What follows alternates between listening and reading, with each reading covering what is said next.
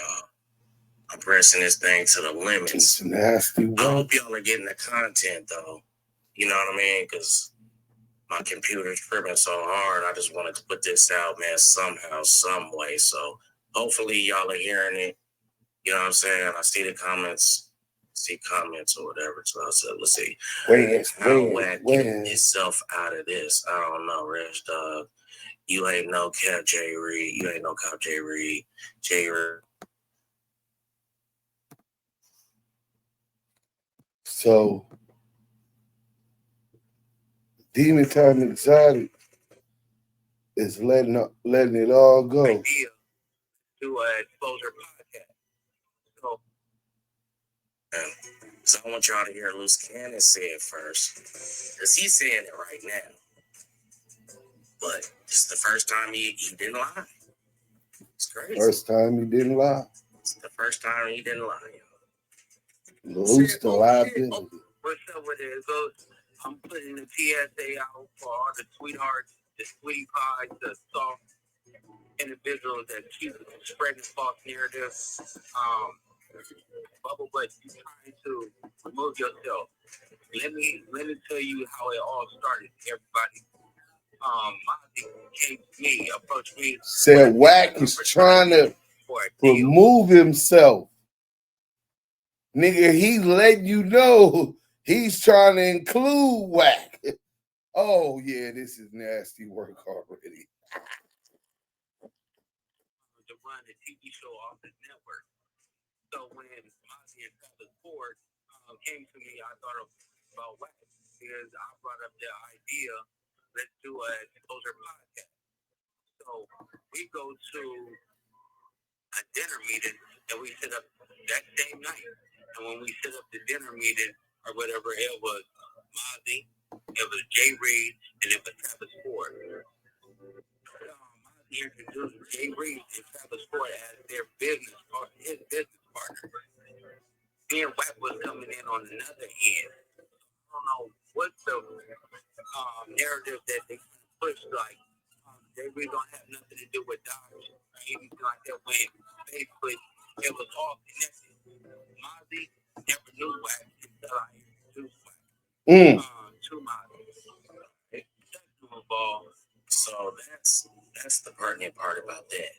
He's letting y'all know that this is about the exposure show, them having an issue about the show, and this is why we're live right now. We're finna pre-record this. This is why we're recording right now, because I wanted to show the likenesses of Wack 100's upcoming racketeering case to include, but not exempt, other things. The DEJA34 record deal where Stutterbox got robbed, shit went left, right? Deal gone bad. Then you got the RAYTRONIKS deal where CS2Back didn't want to give Jared Milgret his 1% of RAYTRONIKS, him and Ray J. He said he would not give that to a Saltine. Then you got the no jumper 100 ENT deal with DOSH Network. Not to mention the extortions, alleged extortions, and blackmail from De La Hoya. We're going to get into all of that. But let's get this content now, though. Being able to get the show done because they felt like Travis Ford was blocking, right? Now, hey, listen to what I had to say last night. About today in our bag today. Let's get right to it. Hoping I'm showing y'all the right screen. Hey, so wait, the whole time it was him holding up on the contract?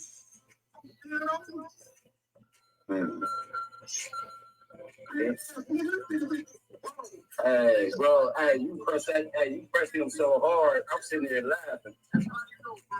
I had music playing last night too. My trust me, I'm probably hearing my computer's tripping right now. I apologize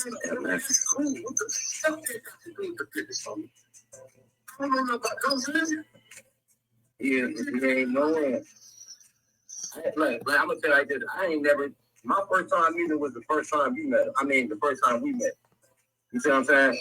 So, like this, but I was already just telling Trav, like, hey, bro.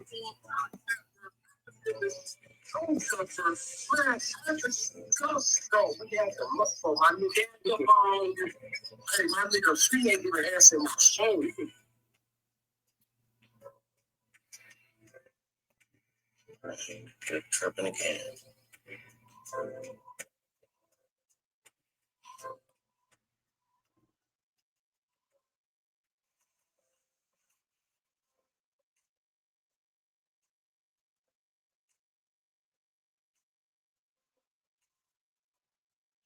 Oh, some stuff, man. So that's a little bit to it. As it come out and we cut it, edit it, we'll get back to that. But we got the content. That's all we gonna do for them. So let's go to the Henny thing. We could get to the DEJA34 deal later. Let's go. Go ahead. Got it, Diamond. Hey, fuck you, Henny. Hey, get CS2Back out of here. Get him out of here now. Get him out of here. How you know that was CS2Back? So what was that you was popping on Clubhouse? I already told you. I'm going to break a Henny glass over your ass. You understand me? Hey, you don't know what the fuck you talking about. So I'm going to take that same the glass. The bartend ain't bartend. And you going to sit on it. I think you might like it. Well, then you call me crack 3-finger back. I like crack from the back. How you like that? Tell me what your real issue is, Back. You know, I want, you know, my strong-faced woman, you know, I like a real strong woman, you know, and I got, you want phage, I got a phage for you. Hold on, don't talk to CS2Back like that. Don't you dare do that. I'll break a Henny glass on you. Don't come over here with all of that. You better worry about them feds because they coming for you and your man. Hey, you see my man knuckles. I'm a real man. I mean, real woman. You better watch yourself. Hold on, I got a question. I got a question. When they come and get y'all, are you going to the women's side or the men's side of the federal I'm going wherever I'm allowed because my nuts hang long. I mean, you better watch yourself. You better watch it. Do you pitch or receive, or do you do both? Damn. I do both. You know how my man like it, 3 fingers strong. Ain't that right, baby? I seen them knuckles. I seen them knuckles. That's them is some real mittens. Hey, Diamond, what you say about them mittens? Them motherfuckers. Oh, I'm not fooling with you tonight, Kyle. All right, listen. So y'all ready? Yeah. Get it. About to get into this content. All right. So the Racketeer Influence and Corrupt Organization Act, known as RICO, is a federal law that criminalizes racketeering activities and organized crime. It was passed by Congress in 1970. We ain't gonna go into why they passed it, but it was passed in 1970 as part of an effort to reduce organized crime and to help go too fast. Oh, my bad. To help victims recover. The law's purpose is to prevent organized crime and racketeering from infiltrating legitimate businesses that operate in interstate commerce. So now understand that Raycon is a global business entity because he was doing business all over the world. Remember the little earbuds and the little scooty bikes? Yeah. So that goes with interstate commerce. Goes across the states, goes across the world. Okay, RICO. It makes illegal for anyone associated with an enterprise that affects interstate or foreign commerce to participate in its affairs through racketeering or unlawful debt collection. Racketeering is defined as a coordinated effort by multiple people to repeatedly earn a profit through illegal means, such as fraud, extortion, bribery, threats, or violence. Examples of racketeering activity includes money laundering and drug trafficking. Wow. All right. I'm glad we got that one. No, the last little part. The last part. Oh, wrong way. Oh, we got work. We got to work. And there you go. That was the last part. Okay, RICO violations can result in a maximum prison sentence of 20 years, as well as heavy financial penalties. The law also has civil components that allow victims of RICO-related crimes to sue in civil court and recover tangible damages, which is 3 times the amount of harm caused by the offender. I heard the hell out of that. So, for people who didn't understand what the RICO was, essentially it's a sophisticated, multifaceted conspiracy. It has to affect commerce in interstate commerce in the United States for the feds to have the jurisdiction. The evidence we showed yesterday that it was kicked off from LA Superior Court to the federal RICO is evidence that it obviously traveled through interstate commerce, the business, the money, etc. When they talk about threats, they talk about violence, and they also talk about extortion. Today, our main focus is going to be extortion. And remember that threats, violence, extortion, blackmail. These are the things that have followed Whack 100 since the day he entered the industry. So let's get back to it. That seems to be the MO of CS2Back. So we're going to go ahead and get into this video. Hey, shout out my boy, Mo Scandalous Los Angeles TV. If y'all haven't already subscribed, make sure y'all subscribe at Active Chucks and at that girl Henny. Let's get into the content. Scandalous Los Angeles, Damu Kiwe Conversations.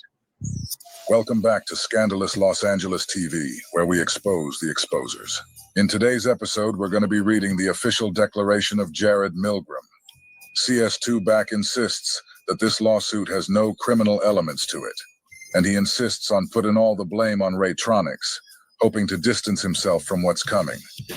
Since we're only going to read the declaration today, I decided to spice it up a little. I called Fatback Loves Boy's Milk of Magnesia and asked if she would like to do the narrating today. She told me she'd love to, and that she thought I'd never ask. Declaration of Jared Ryan Milgram, I, Jared Ryan Milgram, state and declare as follows. 1. I am the plaintiff in pro se in the above titled action. I make this declaration of my own personal knowledge and could and would so testify if called. 2. The statements in this declaration are true and correct to the best of my knowledge and belief. 3. I am over the age of 18 years and competent to make this declaration. 4. I understand that this declaration is made under penalty of perjury under the laws of the state of California. Roku Ads Manager puts Roku's reach within your reach. Sign up at ads.roku.com.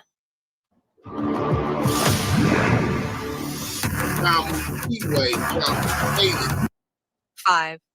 I declare under penalty of perjury under the laws of the state of California that the foregoing is true, correct, and is being made in California. 6. Defense counsel emailed me May 5th, 2023. He refuses to meet and confer regarding April 23rd, 2023, meet and confer letter, forcing plaintiff to file this motion to compel. 7. On Sunday, May 7th, 2023, at approximately just before 4 a.m., the day before the filing of this motion, plaintiff and Mr. and Mrs. Norwood, close associate Lowell Grissom, aka Young. Lowe did not reportedly survive being shot 5 times inside a high-end Miami club, Gala nightclub, in what is furthermore reportedly a targeted murder per news reports and friends while named and served, defendant Mr. Cash Jones commented, nasty work on rapper Jason Taylor, aka The Game Post, to Rest Easy Low, made hours later in the day. Mr. Grissom is also the individual noted in original complaint, whom texted plaintiff in approximately December 2016. You gone cause a war if that saw don't come done. But like I said, Ray J. OHB now. And that's a problem, and defense counsel Todd Wolf hadn't recalled or noticed. Page 8, paragraph 23, lines 7 to 9 of plaintiff's original complaint, until it was cited by plaintiff on approximately, I believe, the April 7th, 2023 meet and confer phone call regarding grounds, causes of action, that counsel wasn't happy regarding. Mr. Grissom was a known blood associated with EOE, OHB, mob ties. Furthermore, Mr. Grissom is one of the individuals plaintiff had also defined as associate with believed discoverable communications with Mr. Norwood. 8.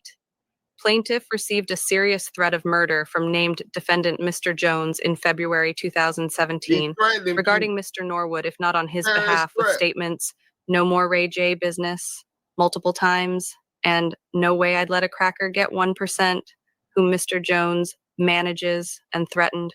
Action against plaintiff on his Instagram, putting the community on notice, and manufacturing plaintiff as a peeping Tom, etc. Plaintiff contacted Mr. Norwood twice in email to get it taken down due to potential harm. Plaintiff knew was coming his way, as stated essentially in one of the emails on the matter. Yet Mr. Norwood did nothing to plaintiff's current knowledge to get it taken down, nor stop any harm from coming plaintiff's way. Mr. Norwood essentially fraudulently denied every single RFA set 1-3 since hiring current counsel Mr. Wolf, where RFA set 2-3 were all based off exhibits, and before even answering and between delaying approximately 8x, Mr. Norwood contemplated suicide famously. In approximately late 2022, Mr. Norwood conveniently denied receiving emails related Mr. Jones' threat to denying sent messages regarding 1% to anything RICO related, including dozens of exhibits from Mr. Norwood's own social medias, company social medias, news outlet videos, associates' online statements, to his phone number all denied, yet that it have been unknown regarding his number. That's an exhibit on plaintiff original complaint. Yet if Mr. Norwood hadn't leaked his number online showing off his Kim Kardashian direct messages conversation in late 2022, plaintiff proving the continuing fraud aspect in 2020 would not be as easy, etc. Frankly, the amount of fraud since litigation, while caught red-handed and not settling, is deeply concerning while people are being killed, including another one of Mr. Norwood associates from his same crew as Mr. Grissom. EOE member Don Vici was killed in approximately February 2023, 3 months earlier. 9. Plaintiff is under the belief that defendant Mr. Norwood has text message and several forms of communication that he uses, and would furthermore support the required predicate acts regarding plaintiff's active named captioned tort RICO, due to, for another example, Mr. Norwood fraudulently denied a Suge night leaked jail phone call where he stated Ray J, Mr. Norwood, was texting other gang members he was going to have them stabbed and raped to Mr. Norwood denied fraudulently b his famous Breakfast Club threatening rant to have male rapper Fabulous raped while boasting he has 100 fools that'll move, etc. C. Mr. Norwood had Suge Knight attempting extortion of singer Akon that Akon spoke about after plaintiff filled complaint as well. Mr. Jones discussing how Mr. Knight did that mission on Mr. Noel Fisher, aka Detail, that helped plaintiff recollect of Mr. Fisher studio equipment being stole due to Mr. Norwood, Mr. Knight D. Mr. Norwood denied the audio of him and Mr. Jones discussing how he had Mr. Jones press an individual, believed to be John Paul, over Miami scoop bike issue due to Mr. Norwood threatened. Plaintiff is aware of Mr. Jones' extortion with obscene, explicit material racketes as well for his Fifth Amendment ent after he pleaded that on attempted murder and being a member of Pacoima Piru Bloods, PPB, and as Mr. Norwood, the Game Street Muscle, etc. with the name Whack for killing people, including allegations by victims of shootings to knowledge in Mr. Jones' conspiracy, including stating he had rapper 40 Glock patted on his back, who had sued for an earlier incident and had issues stemming around approximately 2017, when Mr. Jones is not giving others serious threats of murder. And Mr. Jones is now in some scope one of the voices of the West Coast streets gangs since social media platform Clubhouse and podcast to TMZ, where he's consistently broadcasting gang culture, politics, threats, etc., while Mr. Norwood claims he put Whack, Mr. Jones, on in the Piru Blood Gang high rankings, and Ms. Norwood in approximately June-July 2016 suggested getting Mr. Jones involved if it's a problem. Plaintiff approximately 2 months later, after Mr. Jones' February 2017 phone call in April 2017 was almost killed, and had his gold chain stolen by one of the conspirators, never returned. While in handcuffs, custody of Officer Alfredo Garcia, 409-5, and Chareda Mays, collectively of a LAPD SMART unit that resulted in plaintiff's cervical injury, doc surgery, and countless constitutional human rights violations where Ms. Mays withheld plaintiff statements regarding serious threat of murder by Mr. Jones while seeking advice for CCW, etc., that Ms. Mays withheld the name, etc., all in a conspiracy. Grammarly now uses AI to help you write, not just revise.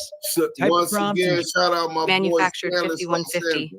While Ms. Mays, furthermore, has a clear connection with Mr. Jones and his gang, and Ms. Mays is even throwing up same gang sign Mr. Jones does on Ms. Mays' Facebook until she deleted her account immediately after it was mentioned in litigation to Ms. Mays following Mr. Jones' Clubhouse, Sleepless in LA, and was invited on invite-only platform Clubhouse to begin by Ms. Mays' own relative, her cousin Ms. Wyan Vaughn, who hosts multiple Clubhouse talks with Mr. Jones, etc., as well as close friends with Mr. Norwood's other mob group associate.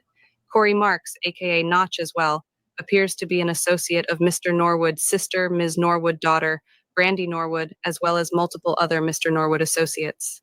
Ms. May's testimony contained multiple contradictory statements to other witnesses, including officers' testimony and doctors' testimony, to even her own partner testimony, etc., in what's been a massive proven conspiracy outside of Ms. May's own acts in furtherance. Furthermore, in approximately December 2016, months before the April incident, Mr. Jones did an interview discussing working with dirty cops and gang member cops, that people don't know that's what they are, and all he needs is a license plate and those police. He couldn't go to Miami, that all stemmed from the cause of action in the approximately $31 million lawsuit by Jean Paul with surviving torts, civil theft, unlawful conversion, and slander before it was settled to E. Mr. Norwood denied the Clubhouse audio exhibit where a female by the alias of Passion was seeking Mr. Norwood to state the incriminating acts she had performed in the past to get notoriety in the gang. Yet Mr. Norwood replied he didn't want to get her indicted after Mr. Jones had been promoting Passion would set people up, etc. to F. Mr. Norwood also reportedly had Suge Knight jump rapper Bad Az due to not letting Mr. Norwood on a bus.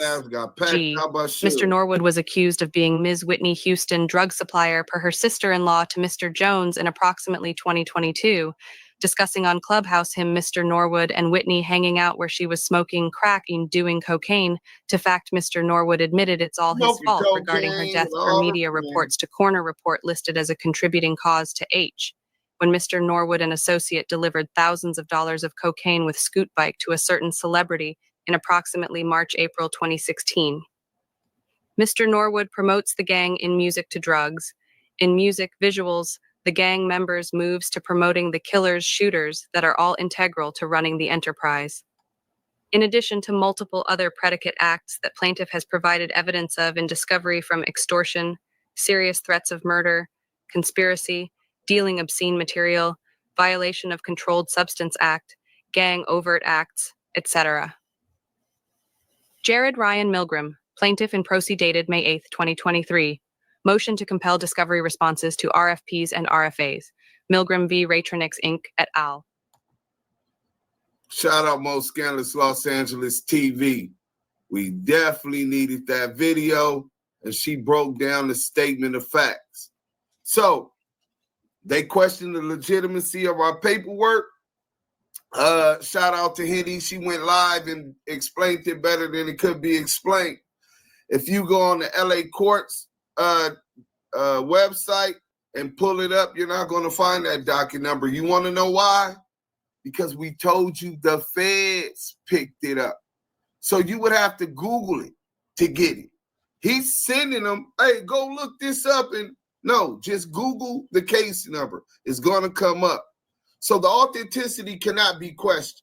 If y'all can pull it up, we can pull it up.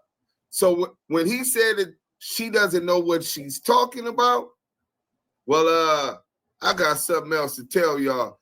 You had let me get to this stuff right now. Shout out to salute to the chat, man. Y'all active in the chat. Drop them chucks, drop them Henny glasses, hashtag ETE. Damu All right. Kiwe.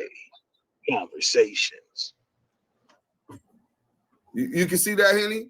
I can see that perfectly clear.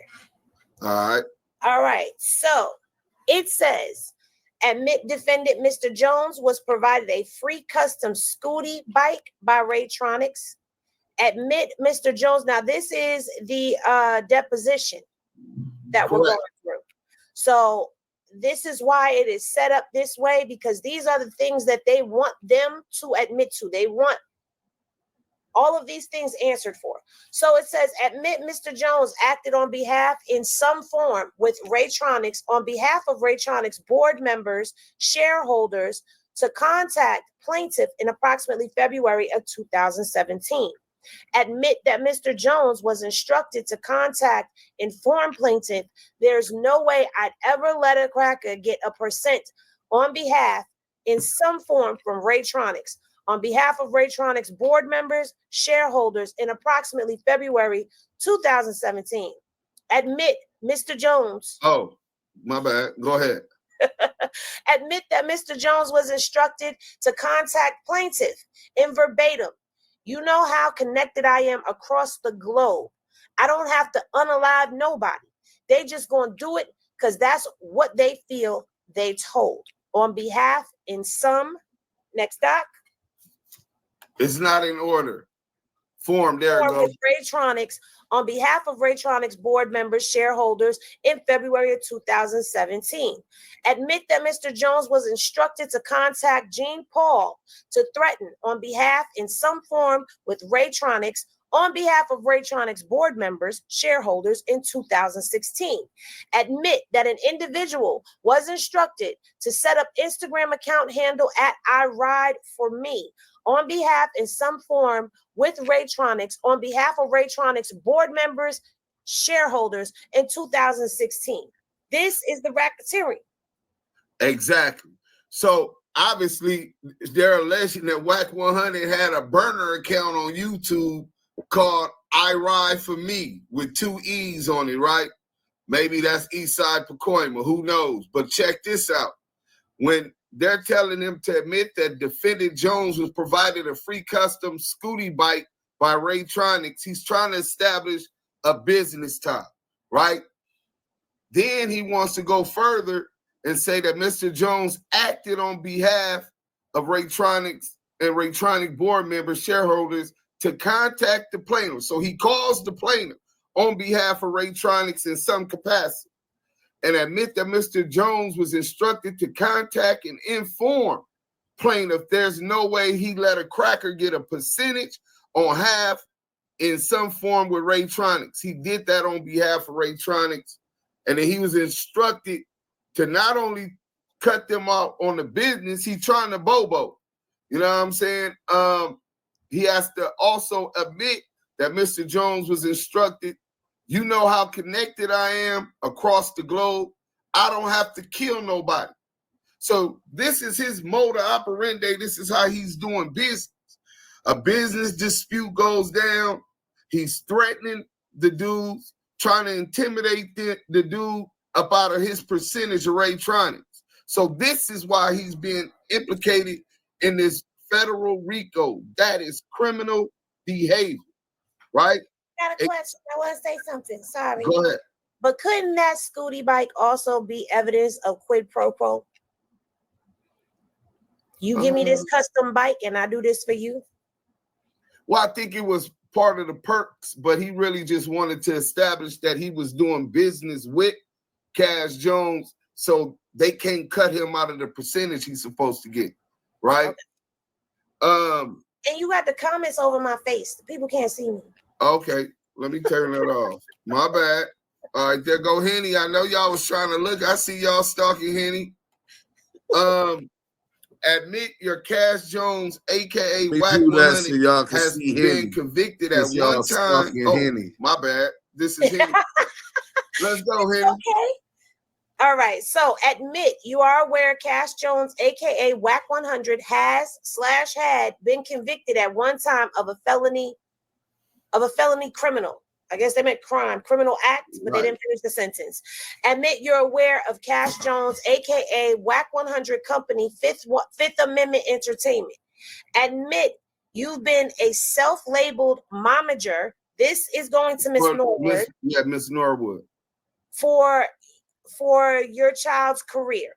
Admit you've managed your son, defendant Mr. Norwood.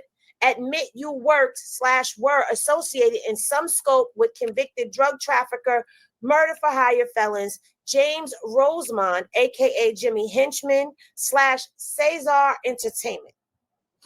Czar Entertainment. So Czar? My bad. So essentially they're asking Brandy and Ray J's mom on these questions so they could prove their case.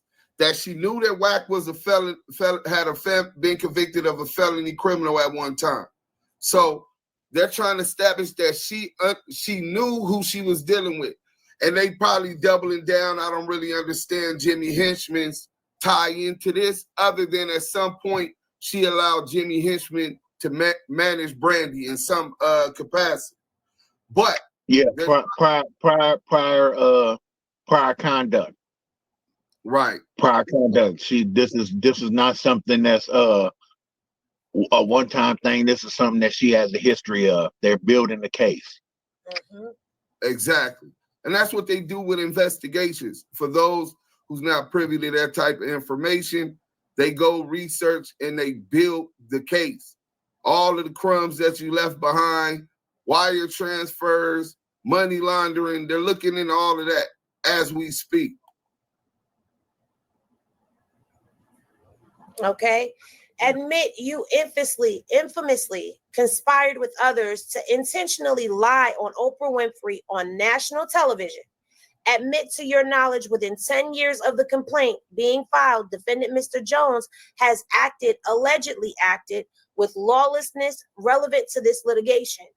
Admit to your knowledge within 10 years of the complaint being filed, defendant Mr. Jones has conspired in violation of the law with at least one defendant / individual relevant to this litigation. So those would be the people on the list, the associates. Exactly. Well, not even just the associates specifically, those when they filed it with the feds, that all it has to be is in furtherance of one of the other people that they're investigating. Anybody from RAYTRONIKS in the capacity of CEO, whether it was Ray J, whether it was Ray J mom, that he had a conversation at some point, right? And conspired with, that they have acknowledged at some point and conspired with Jones, knowing that he was a past criminal, to prove and link them to the acts that he alleges that he was beat up by crooked police. He alleges he was threatened over the phone. All of these things, they're trying to tie them in to Cash Jones.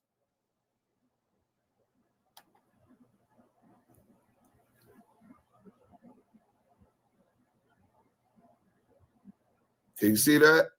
Yep. Scroll down. I'm not crooked. I just like I can't say that, but yeah, I like them crooked. Hey, Roo. Hey, you can't just creep up on a nigga like that, bro. And then you were aware social media accounts at SCootyBike, Instagram, Twitter, that were created in February of 2016 was RAYTRONIKS intellectual property. Admit that you had Kathy Freud on Mr. Norwood's behalf incorporate RAYTRONIKS Inc. Admit on approximately July 2016, when you spoke with plaintiff regarding takedown of plaintiff's content from social media, that to your knowledge, no individual had an ownership / percentage of RAYTRONIKS SCootyBike besides either Mr. Norwood, yourself, Norwood Controlled Trust. Admit you would consider, before the initiating of this litigation, having defendant Mr. Jones involved in potential issues that may / would arise. Admit you have, before the initiating of this litigation, had defendant Mr. Jones involved in potential issues that arise relevant to this litigation. Admit that Max Boyd, wife Brandy Burnside, are close associates of yours, defendant Mr. Norwood. Admit there is reason Mr. Boyd stated that you are the real gangster of the Norwood family. Admit you want to sue the plaintiff for malicious prosecution after all the actions that transpired. Admit plaintiff's claims are partial / full meritorious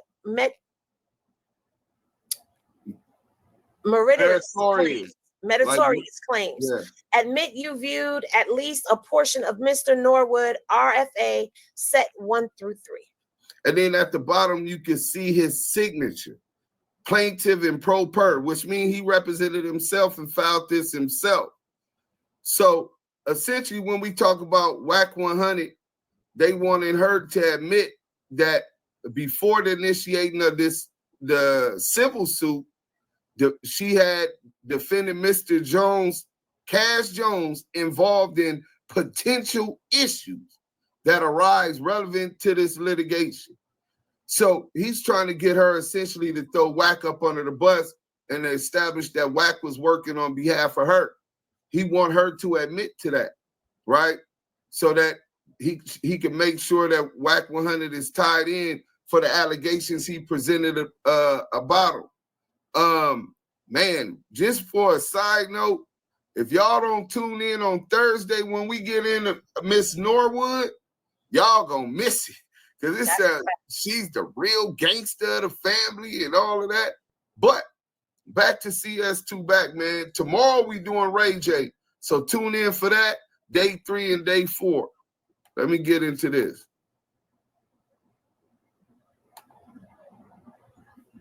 Boom. I just wanted to show y'all this.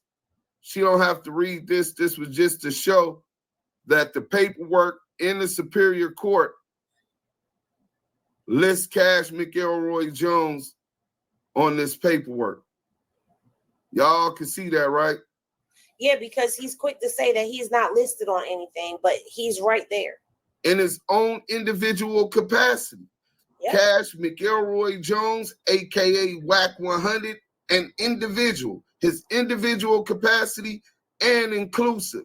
Inclusive meaning his corporations and businesses that he does business under. What do you mean? Hey, that ain't me, nigga. Hey, how it ain't you? Ain't you Cash McElroy Jones?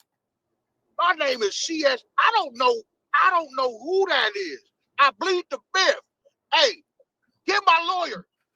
64th floor now. Hey, Rook. Hey, right now. Okay, well, we got something for Henny. You definitely need your lawyer, but it seemed like you might have already made some statements. Where are your statements at, besides the ones you was smoking crack? Here we go, Henny. Here we go. Grounds. Defendant, former counsel stated they'd refuse to answer anything RICO relevant, even with a motion to compel. And while stating then and still, plaintiff is trying to force a settlement with discovery questions and proceeded to somehow deny everything and not recall when it clearly was a massive issue, and now clearly changing strategy to fraudulently deny them to now blow that up. Boilerplate. Boilerplate. Objections. Plaintiff has provided evidence of Mr. Norwood addressing Mr. Jones, pressing an individual regarding Miami Scooty Bike issue, as well as Mr. Jones' threats to the plaintiff, while stating no more Ray J defendant business multiple times, and others, including sticking a gun in an individual's mouth, in addition to defendant statements. I had 100 fools outside, will move right now, etc. To stating he didn't want to indicate passion on Clubhouse for her actions regarding what she used to do for him to defend it. Furthermore, clearly possessed promethazine. I was trying to think of how to say that, but whatever. We just gonna say that promethazine and codeine. Y'all know what that is, okay? On interviews to parties, to the cocaine being even delivered to Scooty Bike, to a celebrity with text message evidence, to allegations of possession of thousands of ecstasy pills, and Kardashian stating was on E while filming infamous video that Norwood denied publicly to singer Akon, discussing how Suge Knight extorted him due to defendant to a witness statement regarding a federal judge helping defendant on a state case, in addition to facts of plaintiff's injury, where defendant Mr. Jones months earlier discussed having crooked cops working for him, in addition to overt aspects of clear gang member from color, gang signs, lingo, and promoting the gang through music and entertainment, etc., and more alleged RICO activity and evidence. So it's saying that WAC 100 enlisted the reasons and the activity that was RICO activity. What got him involved in this case? So when he said that ain't got nothing to do with me, I had called Ray J and asked him about it. Well, first of all, that was a lie. Henny, could you build on that real quick before you continue of how you know that that was a lie?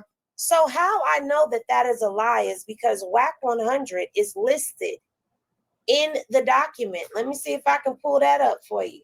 Hold on. Deuce, take yours down for a second. Let me pull that up for the people so they can see it clearly over here. All right. Hold on, y'all. Let me get my screen together. And tonight we don't need no glasses because I can see clearly how he been out frauding. All right. So if you were in my live earlier, then you know. You're probably going to see us on the screen for a second. We got CS2Back on Clubhouse right now. He just came in and ran out. Go ahead. Now let me go to my screen. Let me turn that on so you can y'all see the screen? Hey, yes. You better pipe down, little daddy. I get piped down, and I pipe it down. Oops. So on this document right here, as you can see, it says notice to adverse party of removal to federal court. This is the document that we read last night, but I went through it. And this is what we found. These are all of the documents that were sent out. A copy of all pleadings filed in the Superior Court are attached hereto as follows. These are all of the documents that are included in the 359-page document. Okay. And as you scroll down all these motions and minutes and everything that was going in, when we get down here to number 83, it says answered by Cash McElroy Jones. And then when we get down to 88, it says answered by Cash McElroy Jones. So if you have no knowledge of this case, then how are you answering to anything? Not only that, I ain't done. Do your thing. You see this document right here?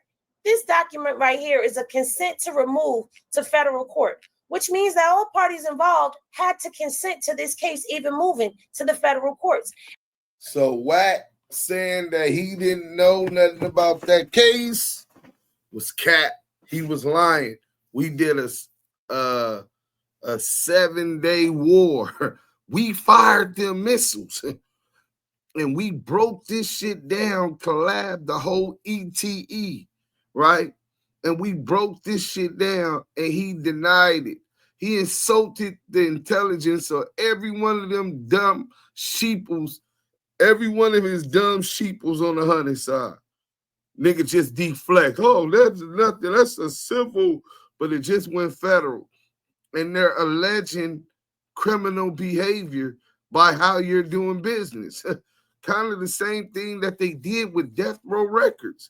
So let's go. And what does it say right there, ladies and gentlemen, in bold text? RAYTRONIKS Inc., Willie Ray Norwood Jr., Sonia B. Norwood, and who? Cash McElroy Jones. That's not me. That's you. That's you. Ray J. That's you. I talk to earbuds. I talk to the feds. You talk to everybody, don't you? You talk to the feds? How many times? When? About what? See, you on the list. Hey, blood, you on the list, blood. Hey.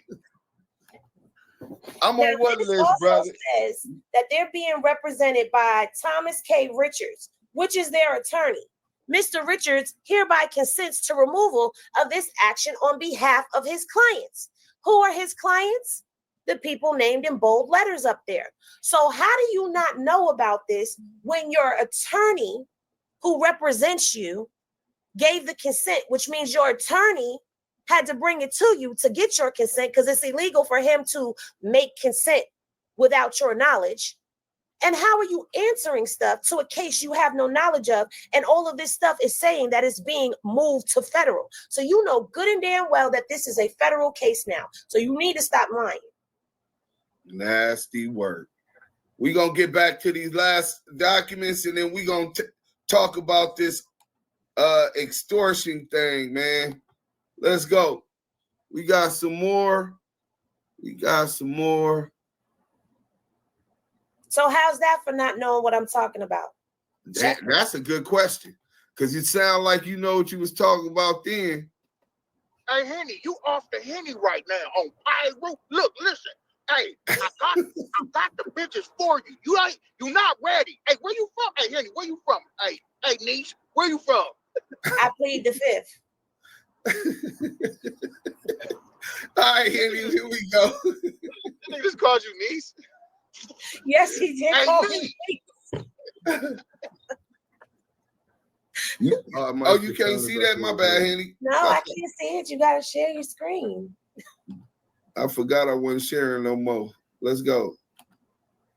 There you go. All right, zoom in. All right. Admit you were associated in some scope with convicted drug trafficker / murderer for hire felon James Rosemond, aka Jimmy Henchman, Czar Entertainment. And the grounds for this question was conspiracy and RICO. Admit you were aware of allegations that James Rosemond, aka Jimmy Henchman, had ordered the 1994 quad studio robbery / shooting of the late rapper Tupac Shakur before being associated / letting your daughter be managed by Henchman Entertainment, Czar Entertainment, and the grounds is conspiracy and RICO. Admit you intentionally lied on Oprah Winfrey, on national television in an attempt to cover up. Grounds establishing a pattern of a pathological liar and family conspirer, including her celebrity daughter, and that would be Brandy. Admit you infamously conspired with others to intentionally lie to Oprah Winfrey on national television. Grounds, I read that already. Admit that to your knowledge, within 10 years of the complaint being filed, defendant Mr. Jones has acted / allegedly acted with lawless relevance to this litigation. The grounds for that is foundation of involvement, conspiracy, and RICO. Admit to your knowledge, within 10 years of the complaint being filed, defendant Mr. Jones has conspired in violation of the law with at least one defendant individual relevant in this litigation, and the grounds is a foundation of involvement, conspiracy, and RICO. So, is that your name, CS2Back? It's RICO now? RICO. So, CS2Back acted lawlessly. Well, I don't know, a similar word to lawlessness with the same meaning would be a crime. So he act lawlessly, he would act unlawfully or criminally. So these is the type of legal jargon being used in this civil RICO, indicated more nefarious and felonious intent and actions. Let's go. He has acted criminally relevant to this litigation. That's the extortion. That's the intimidation. That's the threats. By force of violence. You don't have to necessarily do the violence. The threat in itself, especially with such a reputation, in collusion with the overall conspiracy and RICO. So when he say he got nothing to do with it, I want y'all to remember this and tell him, well, nah, it said you were breaking crimes, not civil. And remember, terrorist threats are punishable by law. Yeah, I think it's a maximum 3 years. And that would be considered domestic terroristic threats, right? Yeah, well, it's still a felony. Or is it still the same? Oh no, I know it's the same, but I was just trying to understand because I know that can't. Eddie, after 9/11, they deemed all those violent threats as terrorist. Who said that? Somebody on Clubhouse. Where the voice come from? Right. I forgot Clubhouse is there. What's poppin', Clubhouse? What up? All right. So thanks for the information. You want me to blow that up or can you read it? Well, we kind of are starting at the end of a sentence. Oh yeah, it wasn't in order. But we going down to 70, yeah. Okay. Admit that Mr. Jones was instructed to contact informed plaintiff. There's no way we read that already. Oh no, we need to the grounds. All right, I let a cracker get percentage on behalf in some form with RAYTRONIKS on behalf of RAYTRONIKS board members, shareholders in approximately February of 2017. Grounds, personal knowledge, conspiracy, and RICO. Admit that Mr. Jones was instructed to contact the plaintiff in verbatim. You know how connected I am across the globe. I don't have to kill nobody. They just gonna do it because that's what they feel they told. On behalf, in some form with RAYTRONIKS on behalf of RAYTRONIKS board members, shareholders in February 2017. The grounds is personal knowledge, conspiracy, and RICO. Admit Mr. Jones was instructed to contact Jean Paul to threaten him on behalf in some form with RAYTRONIKS. Scroll up. That's as high as it goes. On behalf of RAYTRONIKS board members, shareholders in 2016, the grounds is personal knowledge, conspiracy, and RICO. So they are establishing this through these questions. And that further implicates WAC 100 in criminal behavior. The threats, the intimidation on behalf of this business deal going wrong. This business dispute going wrong. This guy said he owns percentages of this and that somebody at RAYTRONIKS sent him to threaten others, and even put hands and a pistol in a man's mouth. I don't know who don't think that's criminal, but did we already read this? No, we didn't. No, we didn't. And it starts, let me go to the thing. Oh, yeah. So it's just going to start with those two over there. That's all we had. I guess that's how we had to get it. Let me go to... I can pull it up on my side if you want. Yeah, that's 227 to 359. Okay. And then I'll stop sharing. And then that's 228 of 359. I got the same work she got. Hey, y'all. Is CS2Back come back in the room? No, I don't know where that nigga went, man. What's the deal though? That nigga down bad, nigga. He ain't telling all them people he promised he was gonna look out for. That he had this federal indictment. I mean, he been talking about everybody got RICOs and conspiracies, and the feds is watching them, and I don't know, my nigga. Now we find out he was the one that had it. I don't know what to think about that, my nigga. What was your intent? I know what to think. It's straight like that. It's like this. All the stuff that he was saying about everybody else, the brother was deflecting because he was defected. Mark Stevens. Salute to you, brother. That brother salute Mark Stevens. Hey man, salute the Dale Dog, man. He was, hey man, rest in peace.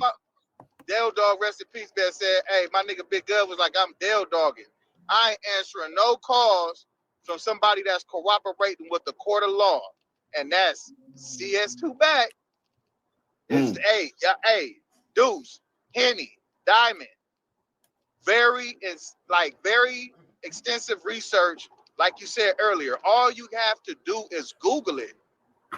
This shit is so simple. But he's going to deflect. He's going to deflect because he's defected. And he's going to tell you it's not real, like you said earlier. All you got to do is Google this shit, man, because the feds picked it up. This is reiterating. I'm just reiterating. The feds picked it up. Google the shit. Y'all gotta know who y'all doing business with, man. I think it's to say, oh man, I ain't doing no gangster shit with them. Hell, read the paperwork. It's alleged. It's saying in the paperwork. We just repeat the paperwork that he was supposed to be doing all this gangster shit, but then at the same time, you talking to the police and turning niggas into the police. Like, bro, Right. and then you got the mama, you got Mrs. Hey, Miss Norwood, the gangsterette. I'm a gangster. You feel me? She a pyro. I don't know shit. All right, But come on, Henny. Everything. Henny ready. Let's go. Oh, no, Henny not ready. Y'all threw me off. My bad. All right, we got your back. I got it. I'm ready. All right. Bad, All right. Y'all can see that good? Okay. Yes, defendant has, this is going to be a long read, y'all, because we had 228. But you wanted me to start where it began, right? Yep. That's at 226. So we're going to be reading for a minute. So y'all, let me sip some water. Hold on. Okay. All right. Conversations. Defendant has personal knowledge of the interrogators. Defendant 2022 continuing fraud regarding 1% worth, not a rebrand, and ultimately not his number, and earlier saying sue him plus fiduciary.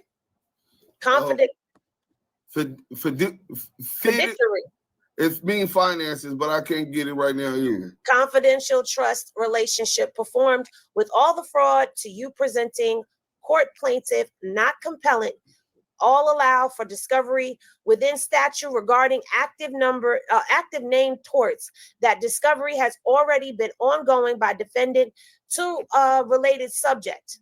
All objections by defendant to plaintiff's merit discovery questions are solely a joke to solely delay discovery and progress made in bad faith.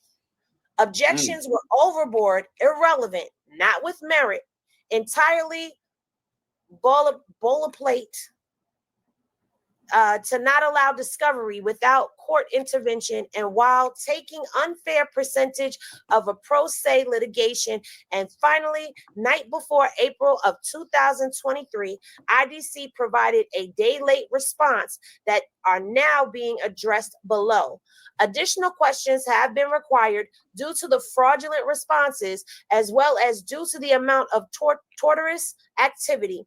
Evidence, in addition to hopefully not burden defendant with a deposition where it should be the same fraudulent written verified answers. As court stated, show your cards. That defendant is still refusing, attempted to not show. In addition, the court clearly stated as their view, if you do not answer discovery, you settle. Defendant Mr. Norwood, in his verified responses, denied every single RFAs in set one amendment through three with hundreds of exhibits, photos, videos, contracts, texts, social media posts. I got the video. You ain't got the video on nothing. I got the word. Hey, shut up. And I got the proof. And have been nothing short of fraudulent perjury in an act or continuing and furtherance of their fraud, oppression, and malice. And counsel knows these exhibits are 100% authentic, and those videos and audio exhibits are a large part of grounds for allowing. Per civil RICO, the government has essentially allowed plaintiffs to act as a private attorney general, supplementing government efforts by undertaking litigation in the predicted acts or other acts of racketeering, etc. As well as plaintiff has a right to look at emails, texts, phone logs, contracts, etc. He sought RICO discovery of communication that plaintiff is seeking only related to the litigation and RICO activities based on the grounds, i.e. Suge Knight in Reggie Wright Jr. released jail call, was discussed how Ray J was texting a bunch of people he was going to have them stabbed and raped, as well famously stated on a nationally syndicated show, Breakfast Club. He was going to have rapper Fabulous rape and had 100 goons that'll move. Hey, listen, man, I ain't gonna lie. This might be the first RICO where I heard all of this graping, the intent to grape someone, take a man's manhood as a way of doing business. Nigga, this sound like the Rainbow Mafia. Nigga, this nigga RICO Rat 100 and the Rainbow Mafia. Nigga, let's go. Will move, and how Fabulous is not safe in his own town once he hits. Get in contact with DJ K. And that's K. And he has since deceased, but he was named in here. And on Sway, remember Sway was listed as an associate. Interviews stated gang politics over family and whack, etc. Same gang and to Clubhouse. Oh, yeah, whack, etc. Same gang. And to Clubhouse with Mr. Norwood saying how whack pressed individuals over a Miami Scooty bike issue for him after they allegedly said, hush and pipe down. You just don't want nobody to tell the truth on you. Thank you. Allegedly said he couldn't go to Miami regarding event in Gene Paul, approximately 30 million RAYTRONIKS, Mr. Norwood, now settled lawsuit. To Passion on Clubhouse asked Mr. Norwood, say what I used to do for you. And he said he didn't want to get her indicted. Oh, indicated, sorry. And then with Cash Jones' serious threat of murder to plaintiff call and suggested had something else on plaintiff to destroy to the best of his ability in an extortion threat, and then saying no more Ray J business multiple times. And this was after he did an earlier post on me saying he's putting community on notice. Then I ended up getting basically kidnapped, illegally imprisoned, and tortured by LAPD, including Sharetta Mays, who is following Wax Clubhouse and throws up the same gang signs as him on Facebook until I mentioned it in my deposition and she deleted her account. And to start, Mr. Jones is believed to have been sicked on plaintiff after the call with Miss Norwood. Miss Norwood, when she threatened to get him involved, and Mr. Norwood didn't get Mr. Jones' social media posts taken down after 2 emails. And let's not forget the text plaintiff also received about if post not down going to start gang war and Ray J, OHB now, and it's bad look. So problem now, etc. This reads anyway. More RICO acts from drugs to murders, etc. Cited as you saw and denied 1AC to allow RICO discovery, and you're aware of from provided discovery, etc. Defendants have legal right of asserting the Fifth Amendment if they do not want to answer versus boilerplate objection. Now to waste court's resources and everyone's time withholding the truth and facts. So they're pleading the Fifth to stall about all of these allegations. Well, one thing that I don't think they could deny, and they're not arguing, is that there's a police officer on the 100 ENT side who throws up the same gang size as CS2Back. There's also the allegation where he admitted that he does business with crooked police officers and police and judges who are also implicated in this federal RICO. But I really want to focus on this extortion. Thank you, Henny. Shout out to the Henny gang. Scroll down a little bit more. No. That was pretty much it. We didn't want to get into all of that. I think it was just that was the Whitney Houston thing right after that, huh? Yeah. We're coming up on that. Let's go. Coming up on Whitney Houston. Yeah. Okay. So yeah, my bad. Continue. We'll transition to the extortion after that.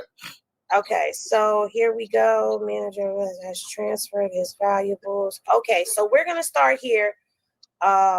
These are like run-on sentences. Let me just say, whoever typed this up, you did a terrible job. Okay.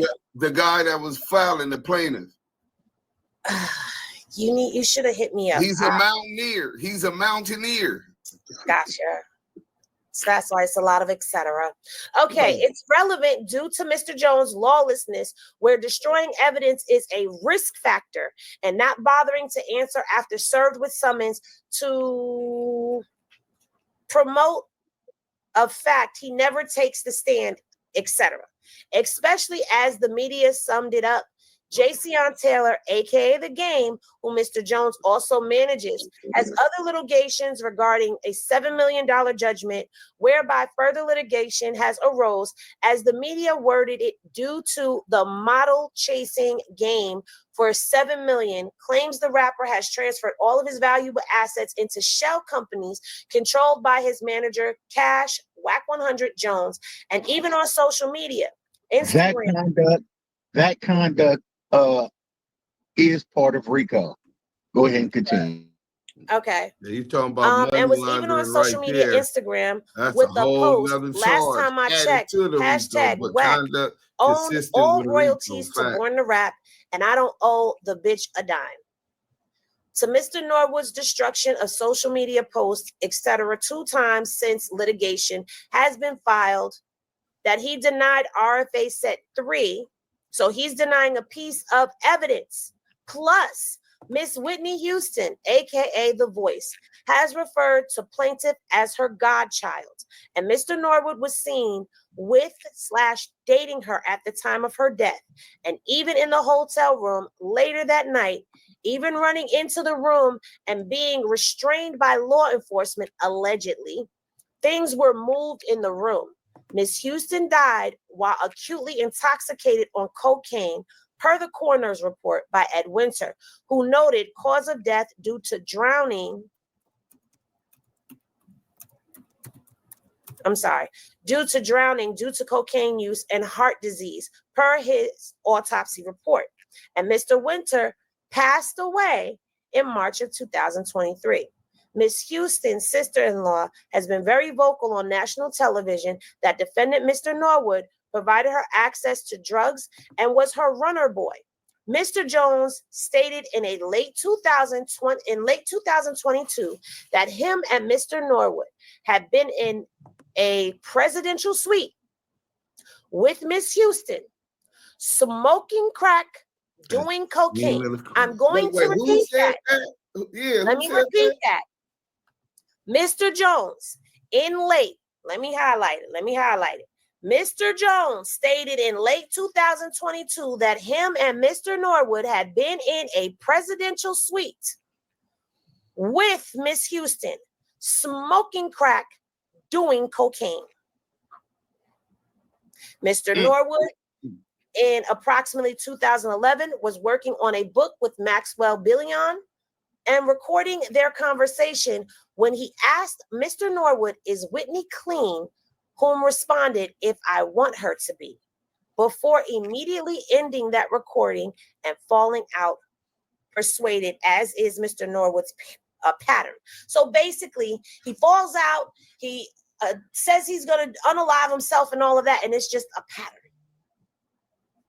With Mr. Billion releasing the shocking audio to the public, Mr. Norwood later on UK television show Big Brother Celebrity, Mr. Norwood made the further statement referencing Miss Houston, "It's all my fault, everything that happened." Where VH1 headline was, "It's all my fault, a guilt-ridden Ray J blames himself for Whitney Houston's ultimate death. No one has been held accountable." Untimely death, I'm sorry. No one has been held accountable. Then there's all the gang signs and gang colors, gang lingo, etc., overt actions that were all fraudulently denied by Mr. Norwood. RFA set 3 predicate acts are required per statute. Thank you, Henny.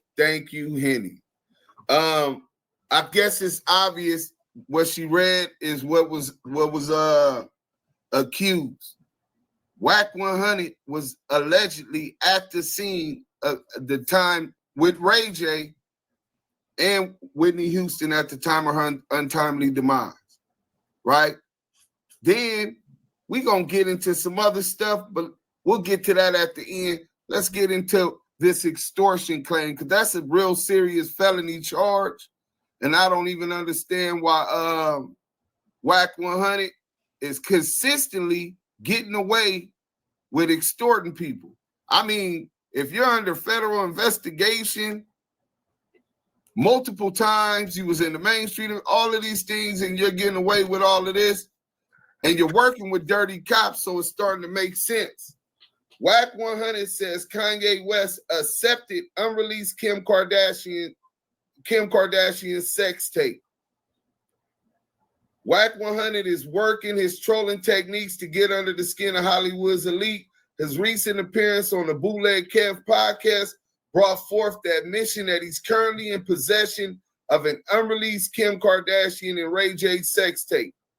Not only that, but he said that he would be willing to offer the tape to Kanye West free of charge. All I know is Kanye, holla at me, bro. We got part 2 on the laptop, ain't never been seen. We love for you to have it. Wack said on the podcast, it'll be a great personal private NFT. So he's threatening. Oh, shit. Hold on. So he's threatening. So he's threatening essentially to release this tape on Kim Kardashian. Now, if y'all don't keep up with Kim Kardashian like most of the people that I grew up around, then you would pretty much understand this was the time that Kanye met up with Whack 100. Let me share this with y'all, and we're going to get into that real quick. I tried to get the nigga to, hey, listen, hey, nephew, I tried to help the nigga. You know?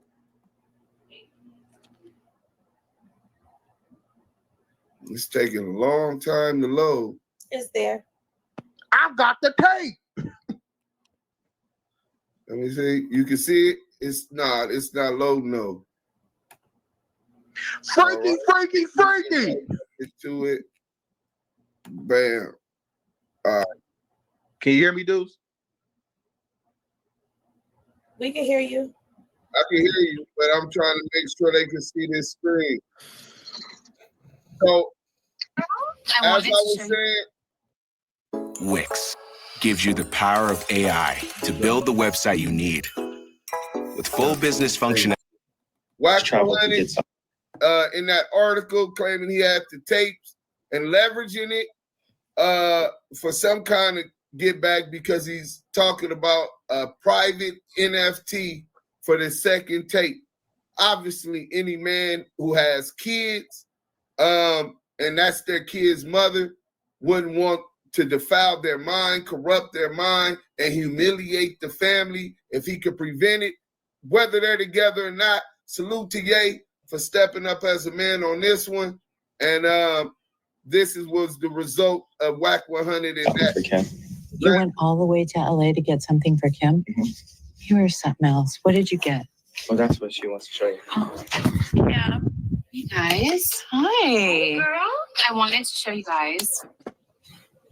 Yeah. Because I was just going to cry, so I didn't want to cry. But I can cry because I don't know what I can cry. So Kanye flew home last night. And he came back this morning. I want to show you guys what he bought me.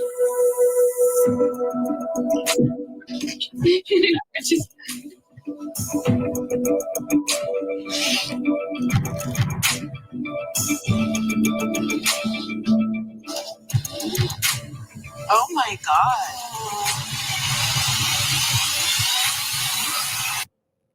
I want to show you guys what he got me.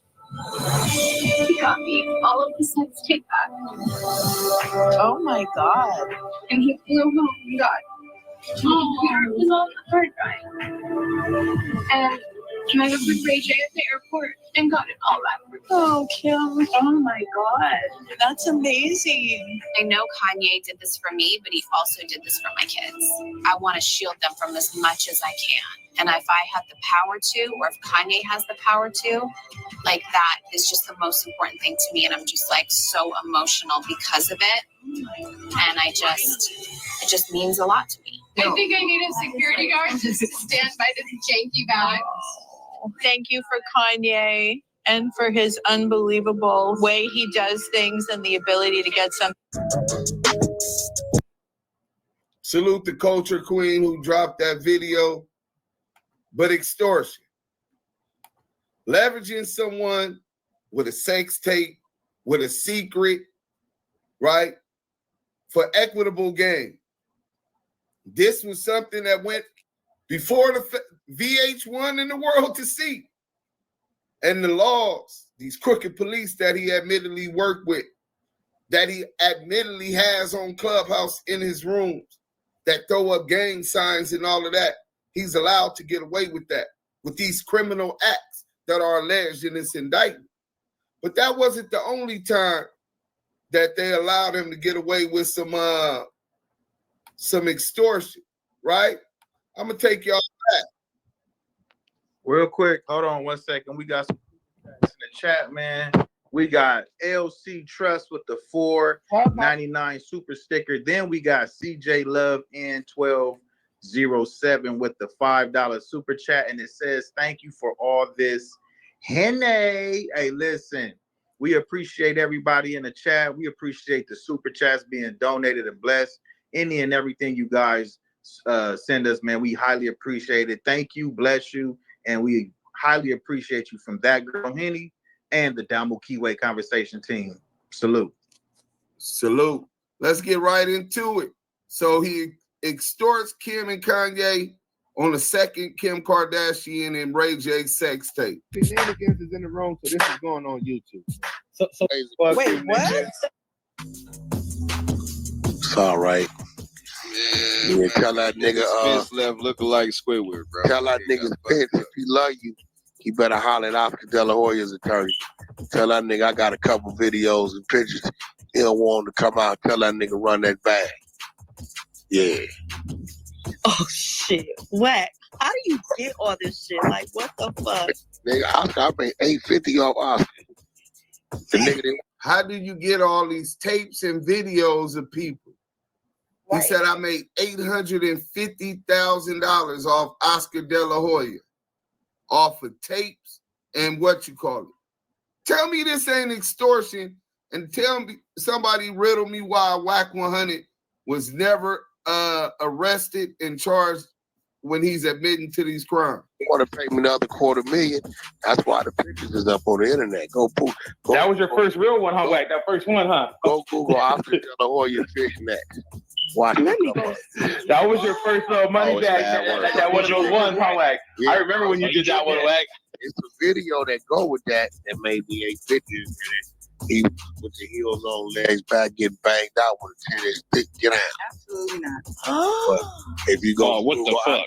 They didn't want to pay for them pictures, so nigga, that they went. But the video, they did the business. And, y'all ain't seen that. That was horrible. They had two ladies spreading the legs, one bitch banging. What? No. You seen them? You looking at them? Lady kill, I'm the truth. No.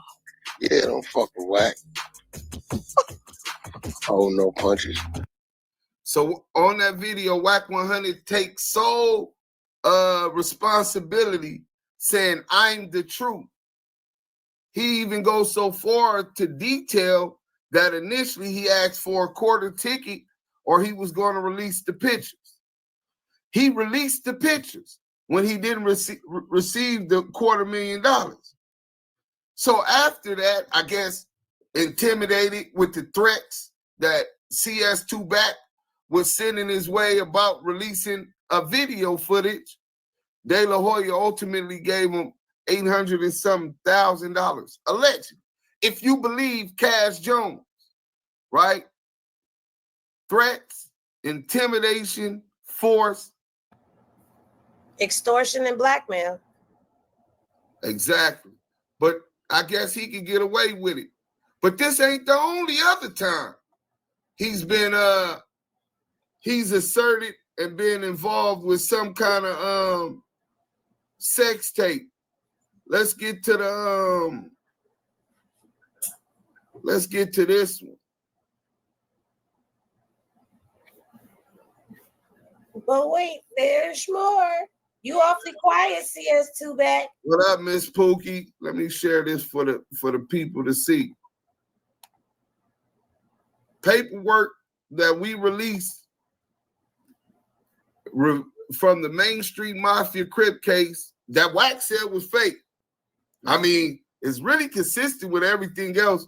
I don't think too many people gonna believe you on that one. Let me blow this up for y'all to see.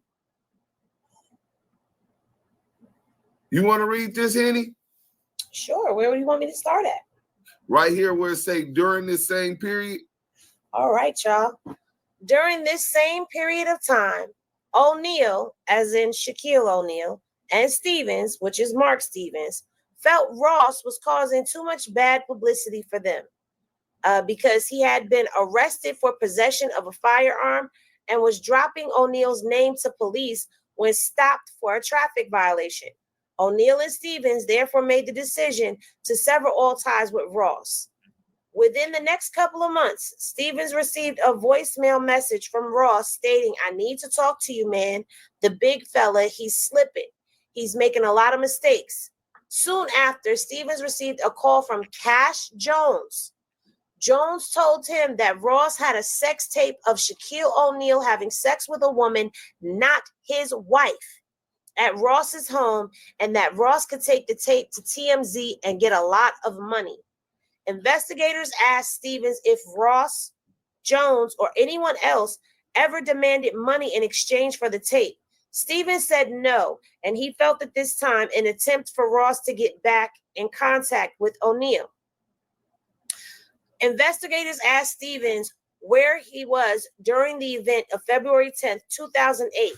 He first said he was in Las Vegas when he received a phone call from Ross's brother, and Cash Jones telling him about Ross being assaulted. However, this was 3 or 4 days after the assault occurred.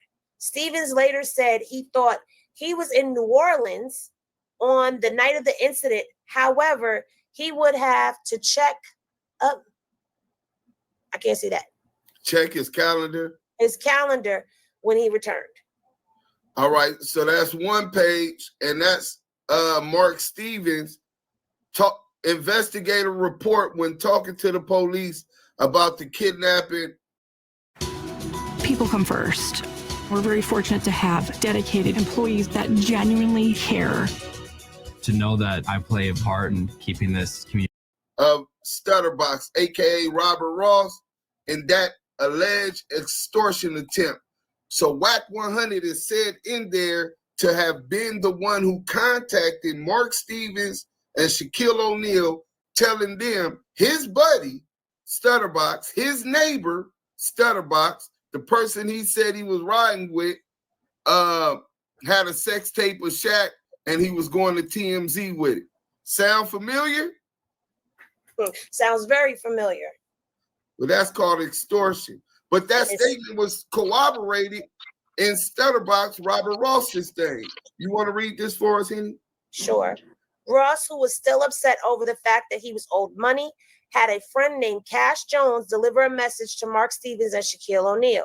Jones told them that Ross had a videotape of O'Neal having sex with a woman inside Ross's home in July of 2007. Stevens, who had been to Ross's home, knew that he had surveillance cameras throughout his home, and that O'Neal had, in fact, been there. Ross told investigators Fournier and Coet that he viewed the surveillance footage from the surveillance system monitor. However, he never downloaded it to a tape. He said the footage had since been recorded over by later surveillance. Ross was adamant that he was just bluffing in hopes that he would get the money that was owed to him. The kidnapping and robbery took place approximately 2 weeks after Jones delivered the message to Stevens and O'Neal. Okay, let's stop right there. Let's stop right there because we don't even need the rest. But so it's corroborated by Robert Ross when he talked with these detectives, and it's corroborated by Mark Stevens, the victim who was kidnapped allegedly, and then the targets of the investigation, Shaquille O'Neal and Mark Stevens, who was his business partner, co-CEO of DEJA34 Records. That was the record label that signed Ray J.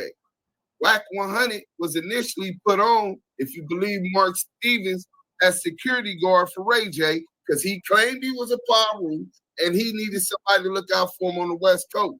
Now, the fact that Detective Coet, whose name is written here, is the same person that said Wack 100, Cash Jones was the only person arrested, we're going to forget about that.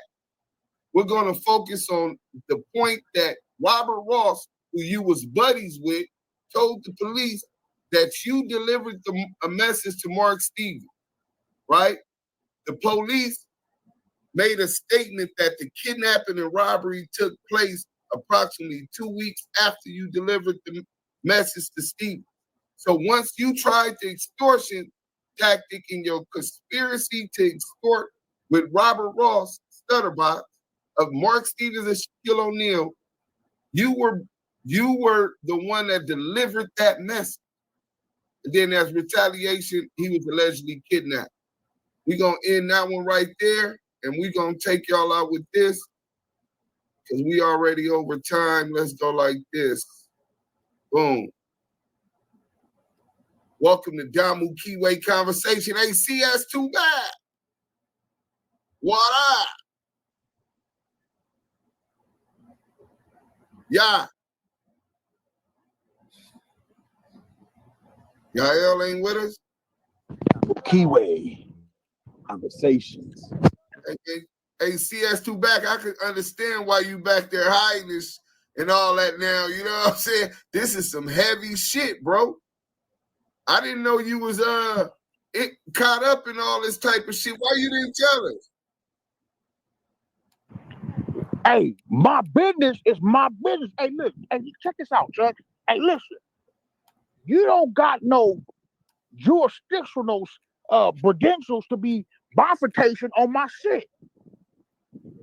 Bifurcation? I'm not trying to confront you with anything. These is the facts of the case. In fact, we're going to watch this 1 minute clip, and then I want everybody who don't subscribe to That Girl Henny or to the Active Chuck page, stay tuned. Tomorrow will be day 3, and we will be getting into Ray J, but we definitely wanted y'all to see and tie Wack 100's motor operandi of conspiracy to extortion. I didn't even mention the Nipsey Hussle case, where he said Big U told him to get him a contract to try to extort his family after the man had passed. But this is comments over my face again, Deuce. Oh man, why we hiding your pretty face? You gotta rearrange the screen. You gotta put us at the top or something. All right, we gonna get into that right now. They can see you now though. I fixed that part. Let's get into it. I really miss my friend. Tune in tomorrow. I really do. I'm still hurting. And the next thing you know, she's dead. Ray J was the last person to see her alive. He let the dealer in. Ray J was the last person to see Whitney alive, and he let the drug dealer in. Well, the only 2 people we know that was with Whitney Houston in that room was who? CS2Back. And it was Ray J and Whitney. There was those 3, only them 3. Is that enough to for us to surmise that Wack 100 really was a drug dealer at some point? Who knows? Let's go. But she was sober, right? But he let the dealer in that gave it a shot. When I first heard she passed away, I said, my God, somebody gave her a bad bag. Cocaine. Yes, I promise you, that was the first thing that came out of my mouth. And then I saw Ray J. And it all added up. I will forever believe that Brandy knows who's responsible for Whitney Houston's death, and she is scared to speak up. Now, word on the street is Clyde Davis had her off for her catalog, just like they did Michael Jackson. Let me tell you why. Jaguar is throwing shade on Whitney's name. And that's all we're going to get into. Tune in tomorrow for the case on Ray J and what he brings to it. The day after, we should be getting into his mom, but we might have to double back because it's extensive with Ray J and his mom, all of the players that's in this case. So while WAC 100 say that we made this up, I wasn't on TikTok 2-3 years ago when that guy was making that whole thing about Clyde Davis and this conspiracy. When the woman said that Ray J let the drug dealer into the room with him when she died, right? I wasn't on Clubhouse doing that. This paperwork is totally congruent with everything that the paperwork is adjudicating, and we don't even know those people. Take us out, Henny. So when it comes down to this case, I feel like we have just seen a pattern of his extortion tactics and acts. Not only that, he goes on Clubhouse and every other social media platform and runs his mouth about all of his activities, ultimately undoing himself, which is why every room he's in is under investigation, whether he wants to admit to it or not. If we want to know what WAC is up to, all we got to do is tune in and listen, if you can stand his voice. But are we close the show out all the way, or is everybody giving a final? Hey, they can stand my voice. They can't stand you. Hey, niece, they check this out. love me. You know you love to hear my voice. You love to hear me say your name. Hey, say it again, niece. Let me hear you because I like family stuff. You know, it's a family affair. Hey, look, we were supposed to do 45 minutes, but that paperwork was extensive. We kept the content to 47 minutes, so we're going to cut it here. And thank everybody for coming to support Damu Kiwe Conversation. Henny gang, gang, gang. Oh, I got to send the Henny gang out how they're used to. They didn't like that last time. So let me introduce y'all to the exit from the bar, okay? When y'all rest well, and remember that love is always love, y'all. Damu Kiwe. When you buy at Van Horn, you're part of our family. That means dependability and trust are part of the package.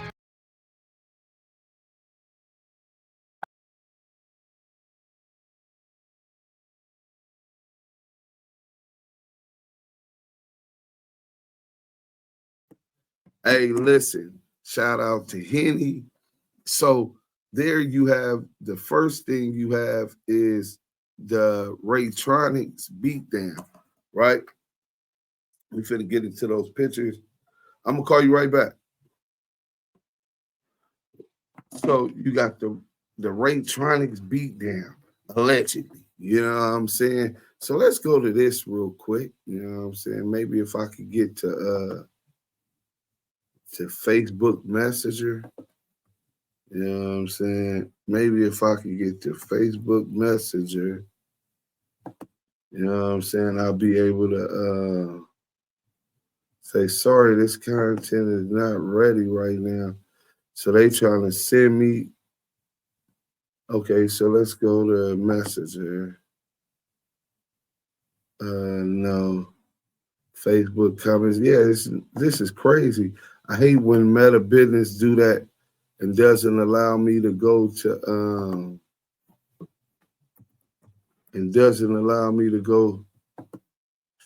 Messenger. So let's see, maybe this will let me do it. Hit that like button, man. Yep, no, it's still taking me to the same thing. All messages, no, only Messenger messages. Let's go to this. Maybe it'll allow me to do it. Yeah, it's really tripping, bro. So I know what I could do. So what I could do to help y'all see them is send those pictures to Instagram. So y'all just gotta bear with me for a second. You know what I'm saying? I definitely need y'all to see these on IG. Yeah, damn, now I gotta go all the way back down to those damn pictures. I had already sent the pictures to my Facebook, but sometimes they do that. So let's go like this. So you got 1, 2, 3, 4, 5, 6, 7, 8, 9, 10, 12, 13. So you got Jared Milgram. So they was talking about how this wasn't a criminal RICO. It wasn't. It was a civil RICO. But the feds had got jurisdiction of it. And in the civil RICO, it alleges a lot about crime. So let's go to ChatGPT. Let me see. Does officers of the court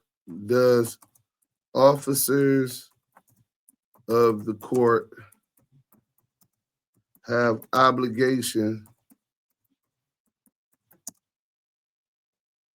to have obligations if during civil suit to investigate any alleged crimes. So this is what ChatGPT tells us. In general, officers of the court, such as judges, attorneys, and sometimes county clerks, do not have a formal duty to investigate alleged crimes during a civil suit, but civil and criminal matters are legally distinct processes with different standards and purposes. So in general, however, the answer depends on context and role. Here's a breakdown. Judges, primary role in civil cases to oversee legal process, duty to investigate crimes. No, judges do not investigate. Okay, refer the matter to what you call it. So that's what I was getting at. Let's go to that real quick so that y'all can see that I wasn't just court officers' obligations. So we cooking right now, man. An hour and a half in, and we still cooking. Let me blow this up for y'all. So a judge's primary role in civil cases is to oversee the legal process, ensure fairness, and make rulings based upon evidence and law. Duty to investigate crimes. No, judges do not investigate. If criminal conduct arises, a judge may refer the matter to law enforcement or the proper authority, allow or direct parties to present evidence related to the conduct if it's relevant to the civil case. Ethical duties, criminal allegations during civil suit. If a lawyer becomes aware of criminal conduct by their client, opposing party, or another attorney, they may have to disclose under specific exceptions, preventing a future crime, fraud on the court, withdraw from representation if continuing with assist criminal activity. They are not investigators, but may advise clients to report crimes or preserve evidence. So they can refer the matter and will have an obligation, a duty to refer the matter to law enforcement in a civil crime. And that's all we were saying, that the feds would definitely be watching CS2Back, you know what I'm saying? AKA Suspect 4, nigga. You know what I'm saying? They gonna be watching Suspect 4 and investigating him because it's those allegations which imply criminal behavior. If they don't do their due diligence when this dude is hollering at, then there's a problem. So let's get to this real quick, right? Wait, didn't I send those pictures? Oh, they didn't let me send the damn pictures. Maybe I gotta do them one at a time. I see what's going on. Damn, that's crazy, bro. I was trying to hurry up and send them, and then I didn't even see. Okay, we could go to that right now. Bam. So they were talking about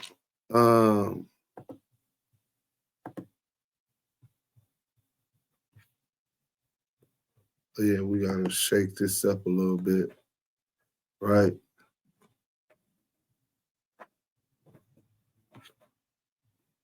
Oh shoot, they're not showing me the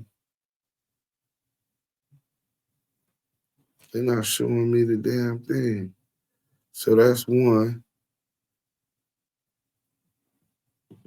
The shit already beat through. I don't know why these things ain't coming through. So you got that one, that one.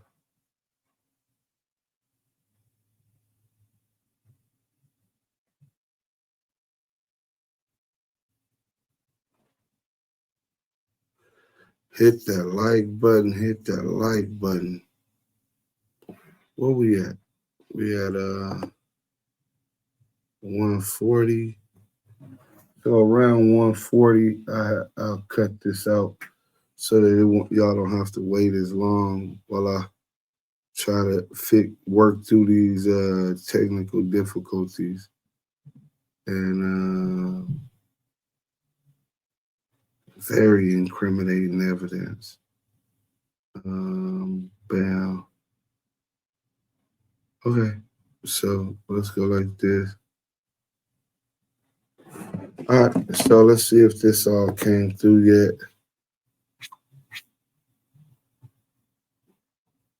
Say sending.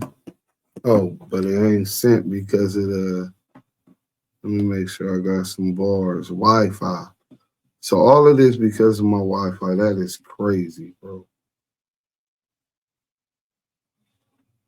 But we got that other thing. We finna. All right, so let's see if we could get this now. Oh, man.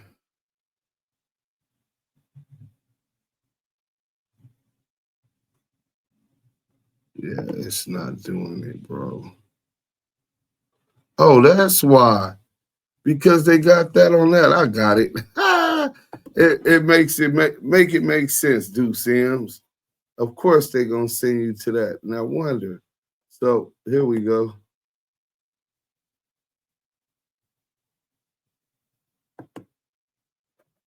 Of course, because they sending me to the page, right? Boom. Here we go. So we could close that, and that's what, 142? So that's 2 minutes worth 142, 2 minutes worth of editing I gotta cut up out of this thing. So here we go. Boom. So here goes Jared Milgram. This is him after he was abused by the police that was being alleged. Look at his nose, right? Nose broken. He got evidence. This is him in the hospital. These are serious criminal allegations, right? These are serious criminal allegations. This is when it's real. Now, the craziest part, and this is one of the girls who was in Sleepless in LA that they were talking about. Here she go right here. This is, how do you pronounce her name? Let me see. I think we got her actual profile. Sharetta Mays, right? And she was whack homegirl, allegedly. And she was throwing up whack hood, allegedly, on a picture that she took down once he filed this suit. I guess Whack and them told her to scrub the internet. But she's a smart officer. I think that's what they call. Those are the mental health specialists who ride along with the police. You know what I'm saying? In case there's mental health reasons. And this is the report. Y'all is looking real foggy, so I ain't gonna even waste time reading that. But it's essentially saying that Whack got her to get the sheriffs to dope him up, say that he was crazy and could not function because of him trying to press for the one. There go her Sharetta May's mother or grandmother or something. You know what I'm saying? But his investigation was pretty good. So you have these nefarious ties to dirty cops and these business measures. The way that CS2Back is doing business is criminal, allegedly. This is what is being alleged in this case. Deal gone bad with Jared Milgram. Well, that was similar in the Stutterbox case. In the Stutterbox case, if you don't remember, the DEJA34 deal went bad. Let's go to Robert Ross. That's how we could get to that real quick, right? Shaquille O'Neal and Robert Ross.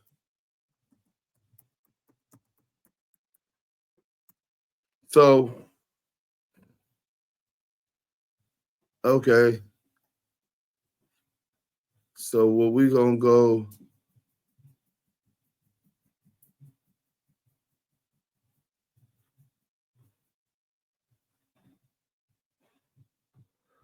We can go to TMZ real quick, right? And we'll show read some of the highlights off of the TMZ case. Shaq told me to unalive people. That's the TMZ headline. They gonna make sure they get the juiciest headline parts, right? So, impregnated, these are the new shocking allegations in a new lawsuit obtained by TMZ. Okay, so he's saying all of that. Let me see. I think the paperwork link is in here.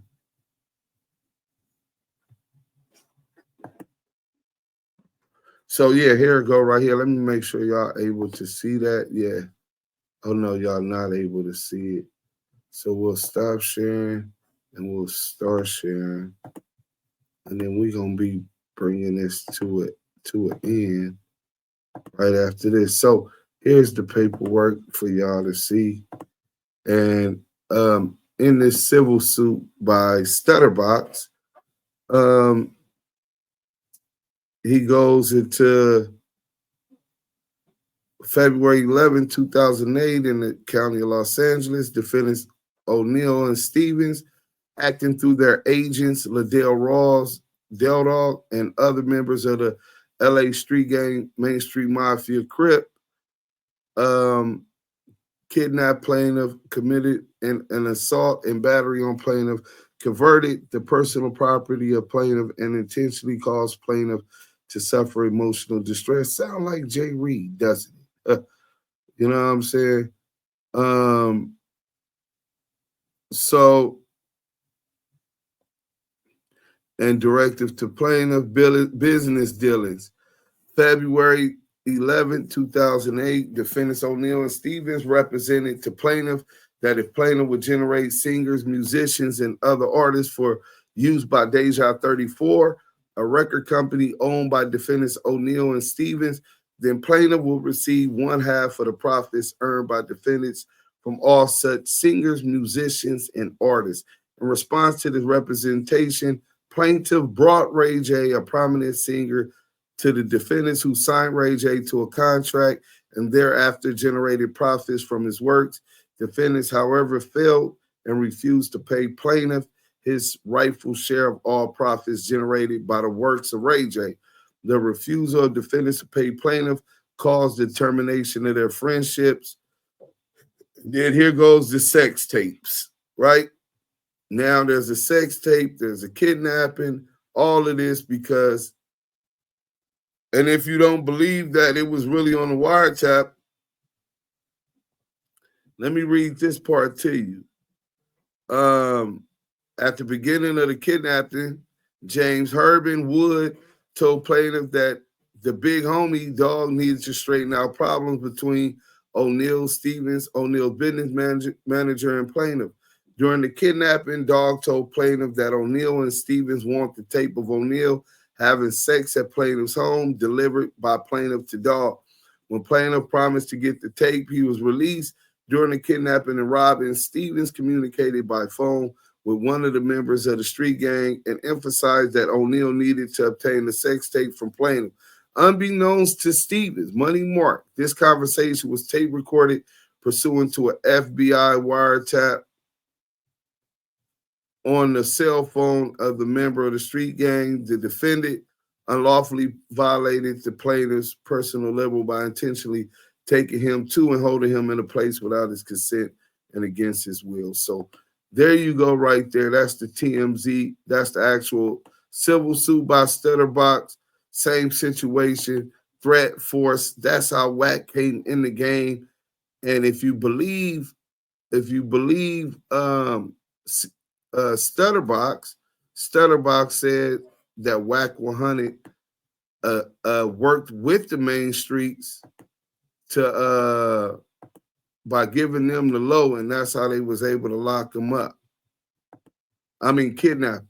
You know what I'm saying? Shoot them up, not lock them up. Shoot them up.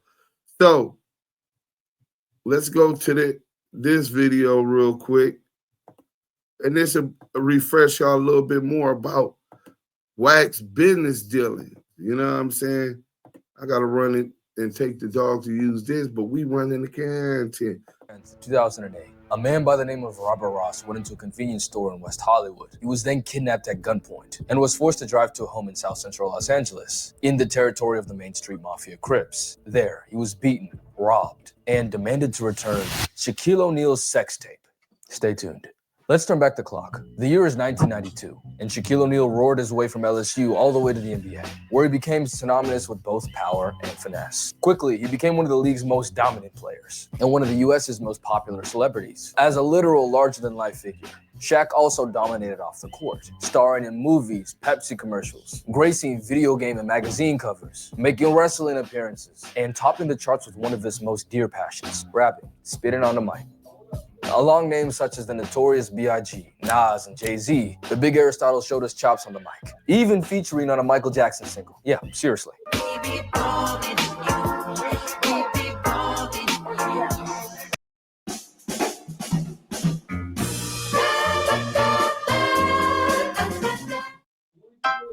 Fluffy, golden, delicious. Just the way your kids love them.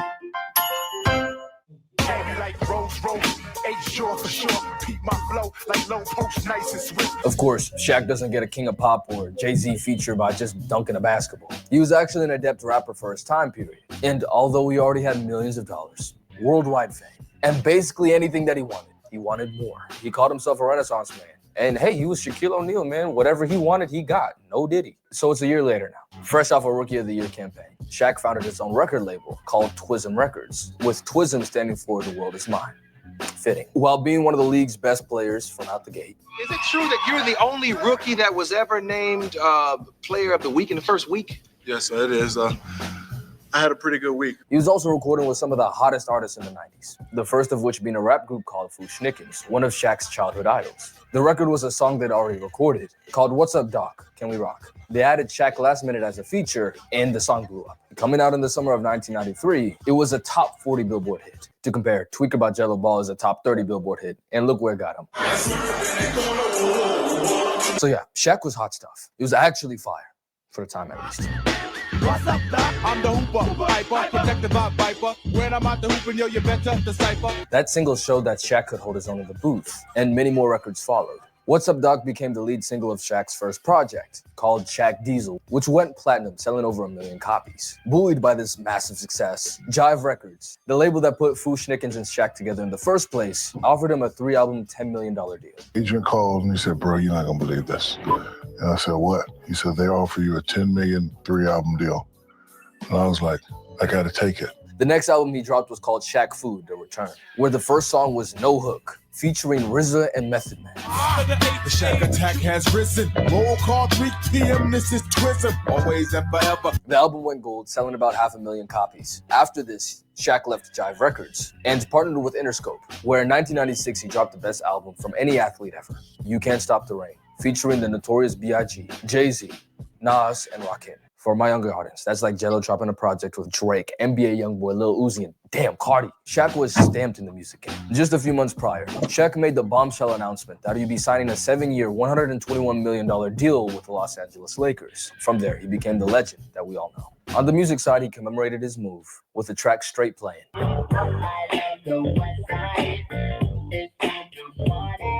Symbolizing the arrival of Shaq Diesel on the West Coast. Now, comparatively speaking, You Can't Stop the Rain didn't do that well, selling 200,000 copies. Shaq did one more album partnering with A&M Records in 1998, which featured Kobe Bryant in a song called 3 Times Dope. However, Kobe wasn't credited because of label issues or something like that. But it's out there. I'll play a snippet right now. I reach destinations with split-second acceleration. In the capsule of time to witness your own evaporation. When Phil Jackson came into the picture, Shaq let rapping take a back seat. And during the three-peat run in LA, he didn't release anything, recording one album called Shaquille O'Neal Presents the Super Friends Volume 1, which never released. He dropped one last track called Drop Another Day No. 34, which started a beef with a rapper called Mad Skills. And after that, he never dropped a full rap project again. The year is now 2004, and the Los Angeles Lakers are losing their groove. They lost their first NBA Finals in the Kobe and Shaq era, and while their status was nothing but solidified, Shaq's time in LA was almost up. Around this time, Shaq created a new label with his cousin Money Mark Stevens, a shrewd businessman who he regularly consulted with while he had Twism Records, which went under in 2001. This time, Shaq was looking to be the executive rather than the talent, and was looking for artists to partner with for his label. Now, enter Robert Ross, aka Stutterbox, due to his penchant for stuttering when he gets nervous or excited. He met Shaquille O'Neal at a party in LA in around 2003, and they became good friends. Stutterbox happened to know a lot of people around the music scene in LA.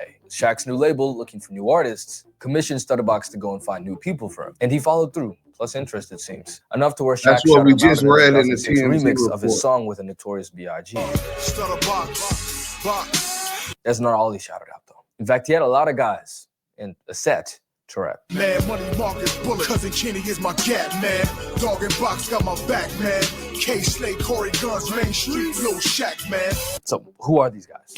And what's Main Street? Well, see, Robert Ross was affiliated with the Main Street Mafia Crips of South Central LA. This is where stuff gets sticky. While I've lived in South Central LA before, I have not had a singular gang interaction. Like, the closest I got, I went to a basketball court alone on the weekend, broad daylight. It's the middle of the day on a weekend, and there's no kids, no one around. I'm wondering what's going on. I see some gang tags, I put it together, and I get up out of there. I turn on the jets. I am not about that life. So I brought in someone who is. Lamonte Duse M Sims is an OG coming from the Fruittown Brims, a set of the Bloods in West South Central. He's worked with guys like YG and Ty Dolla $ign before, and featured on the viral Brim anthem, Hit Yo Brimmin'. He's also the owner of the media outlet Active Chucks, where he's interviewed major LA players like Suge Knight, as well as our main men Robert Ross and Money Mark Stevens. Stutterbox is the nexus to this whole investigation. In late 2007, Ross formed a relationship with his neighbor Ray J, and was able to bring him onto Shaq and Mark Stevens' label, with the help of Death Row affiliate Cash Jones, aka Wack 100. That'll be important later. During the initial negotiations, Robert Ross and Mark Stevens agreed that Ross would make a percentage of royalties based off of whatever music that Ray J and the label put out together. But when they met in New York a few weeks later to finalize the deal, Mark Stevens balked. He gave Ross a $20,000 finder's fee and refused to pay him any royalties. Now, mind you, Robert Ross is a real fancy, flashy dude. He's driving around Los Angeles at this point in Rolls Royces and Phantoms. He's really heavily and wealthy man. I think he had did a fraud, allegedly, and acquired about $7-8 million in a fraud scam that he had going on. So he's a street millionaire. So naturally, Stutterbox wasn't going for it. And neither was Ray J, actually. He refused to sign the deal until Stutterbox got his pay. But the facilitator in New York, Kosh Records, were going to nix the deal if he didn't sign soon. So Stutterbox tells Ray J sign the deal, and if I get my money out of these guys, how I get my money out of them. The project ended up being a commercial success, topping the charts of Billboard Hip Hop and R&B. The main single was Sexy Can I, which actually had Shaq in the background of the music video. Is it true that Shaq invested in your music career? Yeah. He gave us, I think, $1.5 million for Sexy Can I. Wow. Money Mark, Wack 100, we had another partner, and then Shaq. And we recouped the number back for Shaq in, I don't know, 5 months, 6 months. And everything else has been profitable since. All the while, Stutterbox was still trying to get his money back. After weeks of constantly requesting money from Mark and Shaq, there was no budging from either guy. So Robert Ross and Cash Jones come up with a conspiracy to blackmail and extort Shaquille O'Neal and Mark Stevens for the money that Robert Ross felt he was owed for putting together the Ray J deal. Now hold on, I know that sounds crazy, but hear it out. So Shaq and Stutterbox are good friends at this point, right? Stutterbox even introduced him to other members of the Main Street Crips, including the leader Liddell Rawls, aka Del Dog, remember that, and Kevin Haran, who went by the name of Lil Shaq. Sound familiar? Dog and Box got my back, man. Main Street, Lil Shaq, man. So, not only does Shaq rep the Main Street set, but the other people that he mentioned are literally his family. Mark and Kenny Cousin Kenny is my cat, man. are his blood relatives, first cousins. And Corey Guns is his godson. But who gets the screen time? Not Kenny or Corey, but Stutterbox. But him and Shaq was tight, and Shaquille O'Neal, prior to the deal, hung out with him, partied with him, even went to his house where Robert Ross leaves. Shaquille O'Neal had invited his female friend there, had sex with her there, and it was security cam footage when Robert Ross came home where he sees, oh man, he boom boom brought on my couch, you know what I'm saying? Shoved his hands all in her ass and all of this stuff. So yeah, Stutterbox, Robert Ross, came home to a security cam footage and saw Shaq. Yeah. So anyway, that's leverage. This happened around July 2007, before Shaquille divorced his wife, Shawnee. That's infidelity from a global superstar in the 2000s.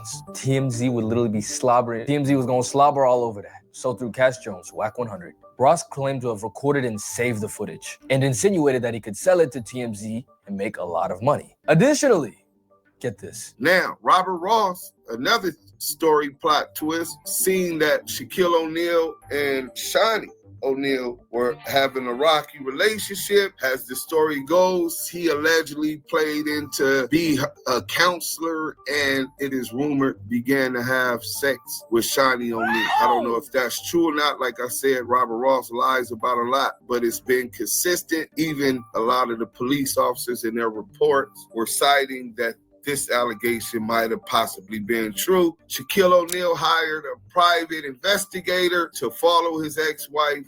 She follows his ex-wife and brings back footage of Robert Ross and Shawnee O'Neal having brunch together out in, they met halfway and met in Texas or somewhere down south back east. During this time, apparently Robert Ross told Shawnee O'Neal about the sex tape and even offered to sell it to her. She also said she didn't believe there was a sex tape because he was a liar and he never slept with her. You deserve the best. At Harbor Freight, you can afford it. Performance, durability. So anyways, regardless of all of what happened previously, I think we can all agree here that Robert Ross is moving hella shiesty. I mean, he did say he's gonna get it back his way. I mean, he's a street millionaire. What do you expect? But here's where he messed up. He messed with Shaq Diesel. Hey, no glaze. One thing Shaq didn't play about back then was leaks. During Kobe Bryant's deposition in his 2004 Colorado case, he name-dropped Shaq to the people who were interviewing him, claiming that Shaq would not pay his woman to say anything and that he's already paid up to $1 million for stuff like this. Now, listen, I'm not gonna choose a side for you guys, but the alleged victim, 3 days before she charged Kobe, bragged about being with him to 5 people. She'd apparently tried to get with Eminem, and her friend described her as having a celebrity addiction. At least from Kobe's point of view, this was just infidelity. And when Shaq did it, he married Shawnee in 2002, he made sure to cover his tracks. Now here goes one of his business partners, who, by the way, had a track of criminal activity, and Shaq was claiming to want to reform him, but he'd also been dropping Shaq's name to police officers. So this is the guy who's trying to throw all of that now down the drain. Shaq wasn't going. Enter Del Dog, the leader of the Main Street Mafia Crips, and one of the most famous men of South Central LA. You had to hear about Del Dog. He was like God. Christened the Street Apostle, Del Dog was the founder of 4 Life Records and the 4 Life Mafia Car Club, the latter of which became the predecessor for an entire car subculture in Japan.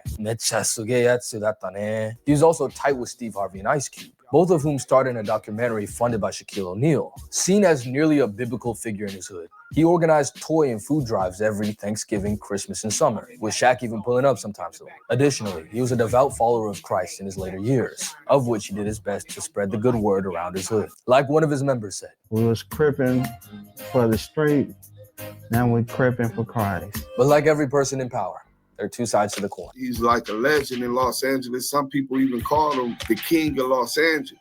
If you listen to most people, he was like a ghetto Robin Hood, right? Necessary evils. Necessary evils. Lord, I cannot kill all these niggas hating on me, man. That's what I said to God. I said, I cannot kill all these niggas that's hating, man. 2 weeks later, Robert Ross, Stutterbox, was at the Pink Dot in West Hollywood when he encountered some of his old partners from the Main Street Crips. They blocked his car from leaving and told him that Dog wanted to see him. They forced him at gunpoint to drive his Rolls Royce back to South Central LA, where they dropped him off in front of a member's house, where Liddell Rawls, Del Dog, was waiting. Per Ross's account, Dog and some other guys started jumping him, pistol whipping and all of this stuff for about an hour. They then took him to a studio in the back of the house, where they beat him some more, took his diamond necklace, his diamond earrings, Rolex watch, and $15,000 in cash. While saying, Mark and Shaq know who the real boss is now. Del Dog then demanded the tape and $100,000, to which Stutterbox replied, his mom and sister needed to see him soon or else they would get suspicious. But he'd be able to get $60K and the tape in just a few hours. Del Dog then handed him his keys for his house and his car, and let him out. Now, this is where our story gets even juicier. Robert Ross, up to this point, had been working with the police. He was working with Detective Darren Dupree and Greg Caden, which was a joint task force. They were both LAPD officers, primarily focused on the Tupac and Biggie murder investigation. Whoa, hold on, huh? Wait, why? Why? Well, Robert Ross Stutterbox was also a suspect in the unaliving of Biggie Smalls, the notorious B.I.G., Christopher Wallace.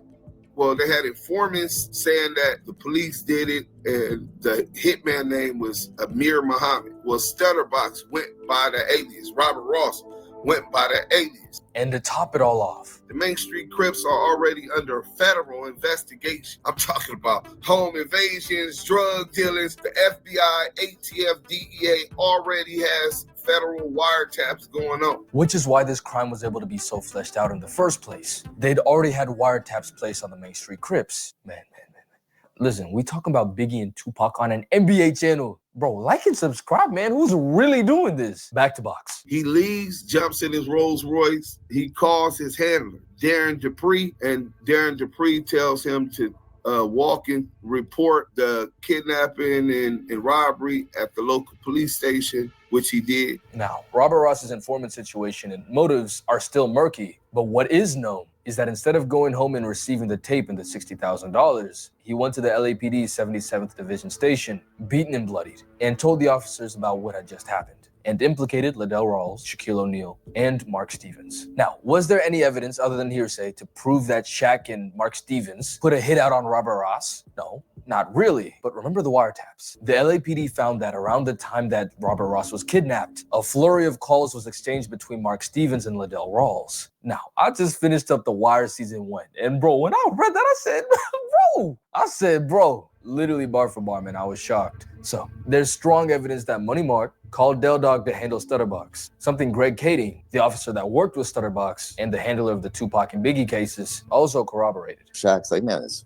clown's trying to extort money from me, blah, blah, blah. He tells Mark. Well, Mark reaches out to Del Dog and says, man, you gotta swear your guy away. Can you deal with Stutterbox? Tell him to knock this shit off. So Del Dog and the Main Street Crips go and they discipline and threaten Stutterbox. But Ross didn't press charges right away. Sometime after the kidnapping, he was incarcerated again, which led to a delay for almost 3 years. Then, in the summer of 2011, he officially filed a civil complaint accusing Shaq, Mark Stevens, Del Dog, and 7 other Main Street Crip members of kidnapping, assault and battery, and robbery. From there, the case was picked up from all the major news outlets, with bombastic headlines like Shaq Attack and the like. But then, after the preliminary hearing, the case was inexplicably dropped. Why? Well, apparently, Robert Ross perjured himself in court. He lied on the stand. Wack 100, his former partner, and in on that first Ray J deal, claims to know why. To help a certain individual out, I called my attorney, had the attorney put Greg Canes and Mark Stevens together.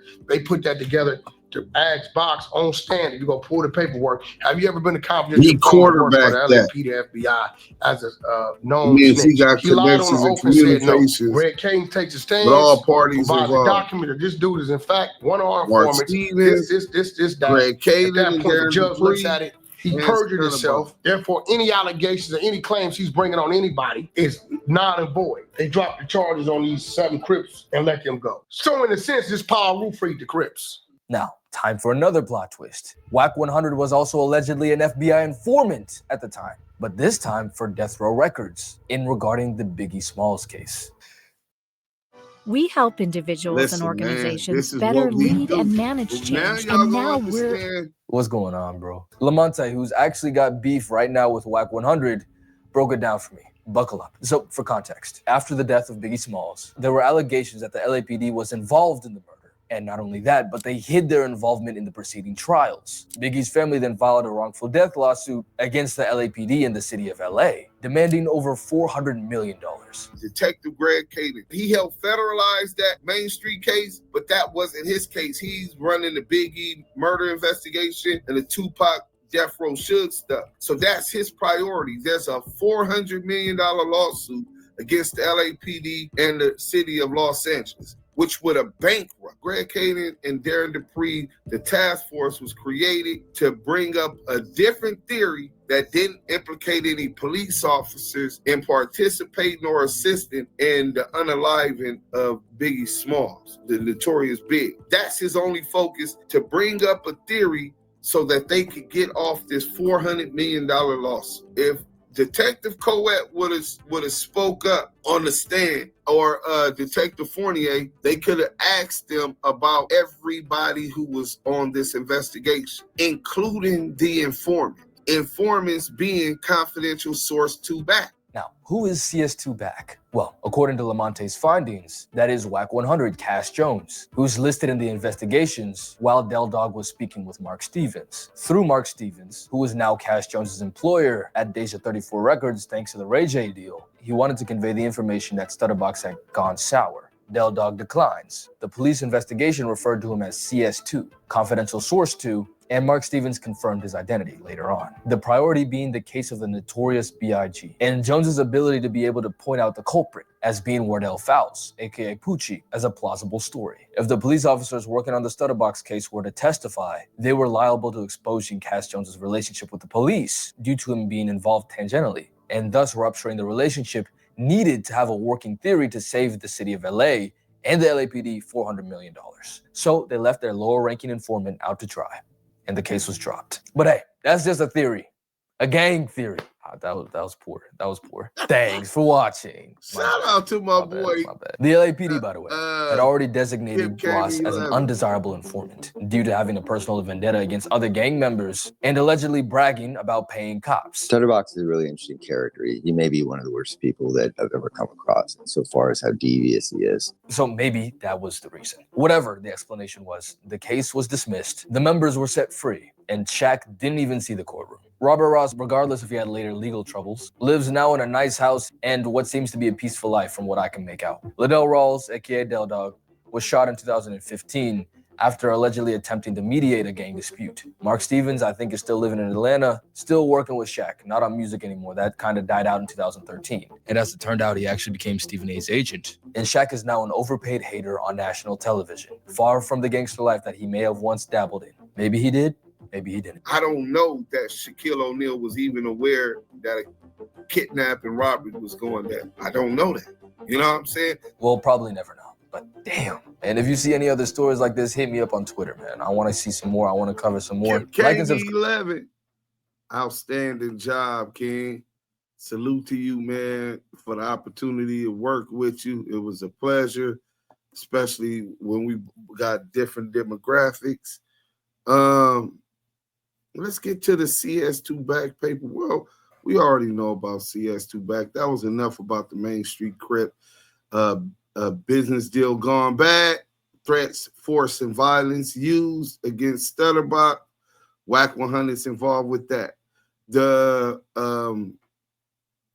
case against Jared Milgram. Again, business deal in RAYTRONIKS gone bad. Wack declares he will not pay that cracker no 1% of the company. And allegedly, this dude gets roughed up, done bad. and everything, right? And then you have now the no jumper 100 ENT DOSH network business proposal gone bad. Use of violence, gun put to the back of someone's head. This is what was going on. So just to highlight it, we're gonna get into this. Let's start it like this. All of these is clips, shouldn't take that long. Okay. We're gonna get right up on it. This is Henny. 1 minute clip. Let's go, Henny.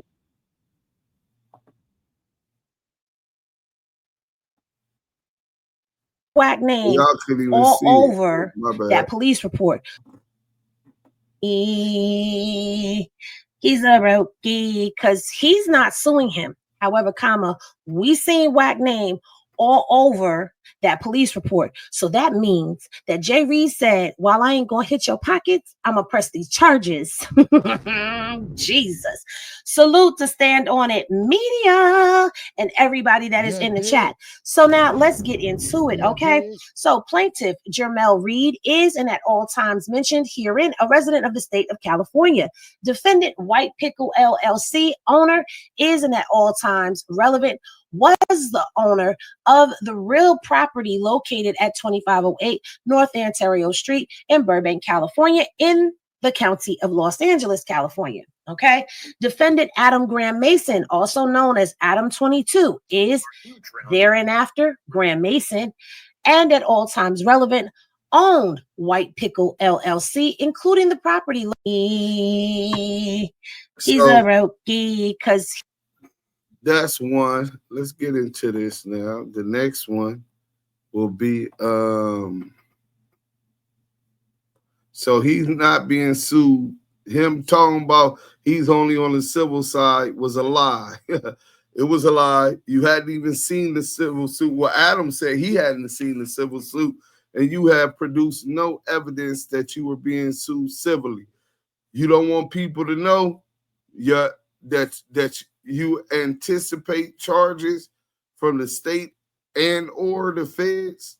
We get that, but stop lying. Then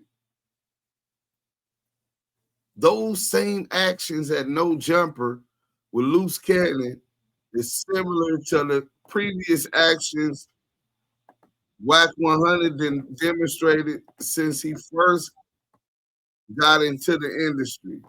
Let's get into it. So CS2Back acted lawlessly. Well, I don't know, a similar word to lawlessness with the same meaning would be a crime. He has acted criminally relevant to this litigation.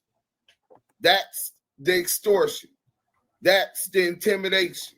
That's the threats by force of violence. You don't have to necessarily do the violence. The threat in itself, especially with such a reputation, in collusion with the overall conspiracy and RICO.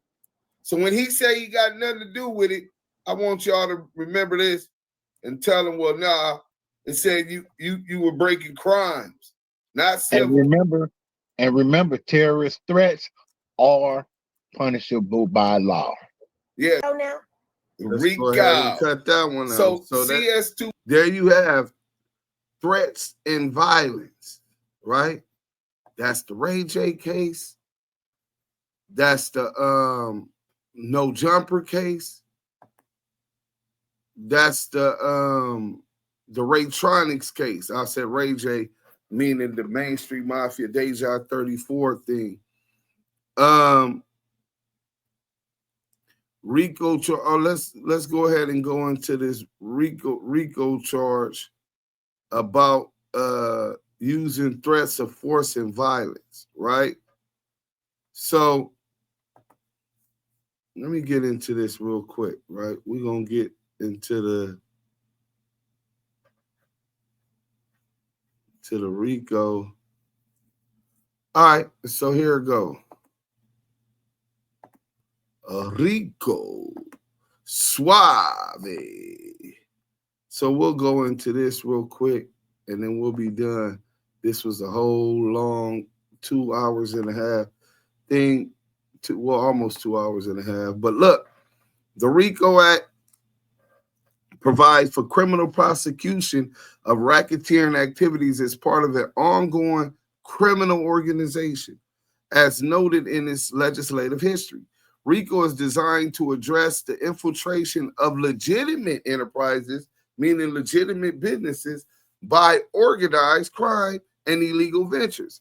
Some examples provided in its legislative history include the infiltration of legitimate businesses such as laundry services, retail stores, restaurants and nightclubs, or labor unions to commit gambling, money laundering. Remember the allegations made about the gang moving his money after being sued by the girl for $7 million, moving his money and homes into Whack 100's name, loan sharking or extortion. Remember the Kim Kardashian.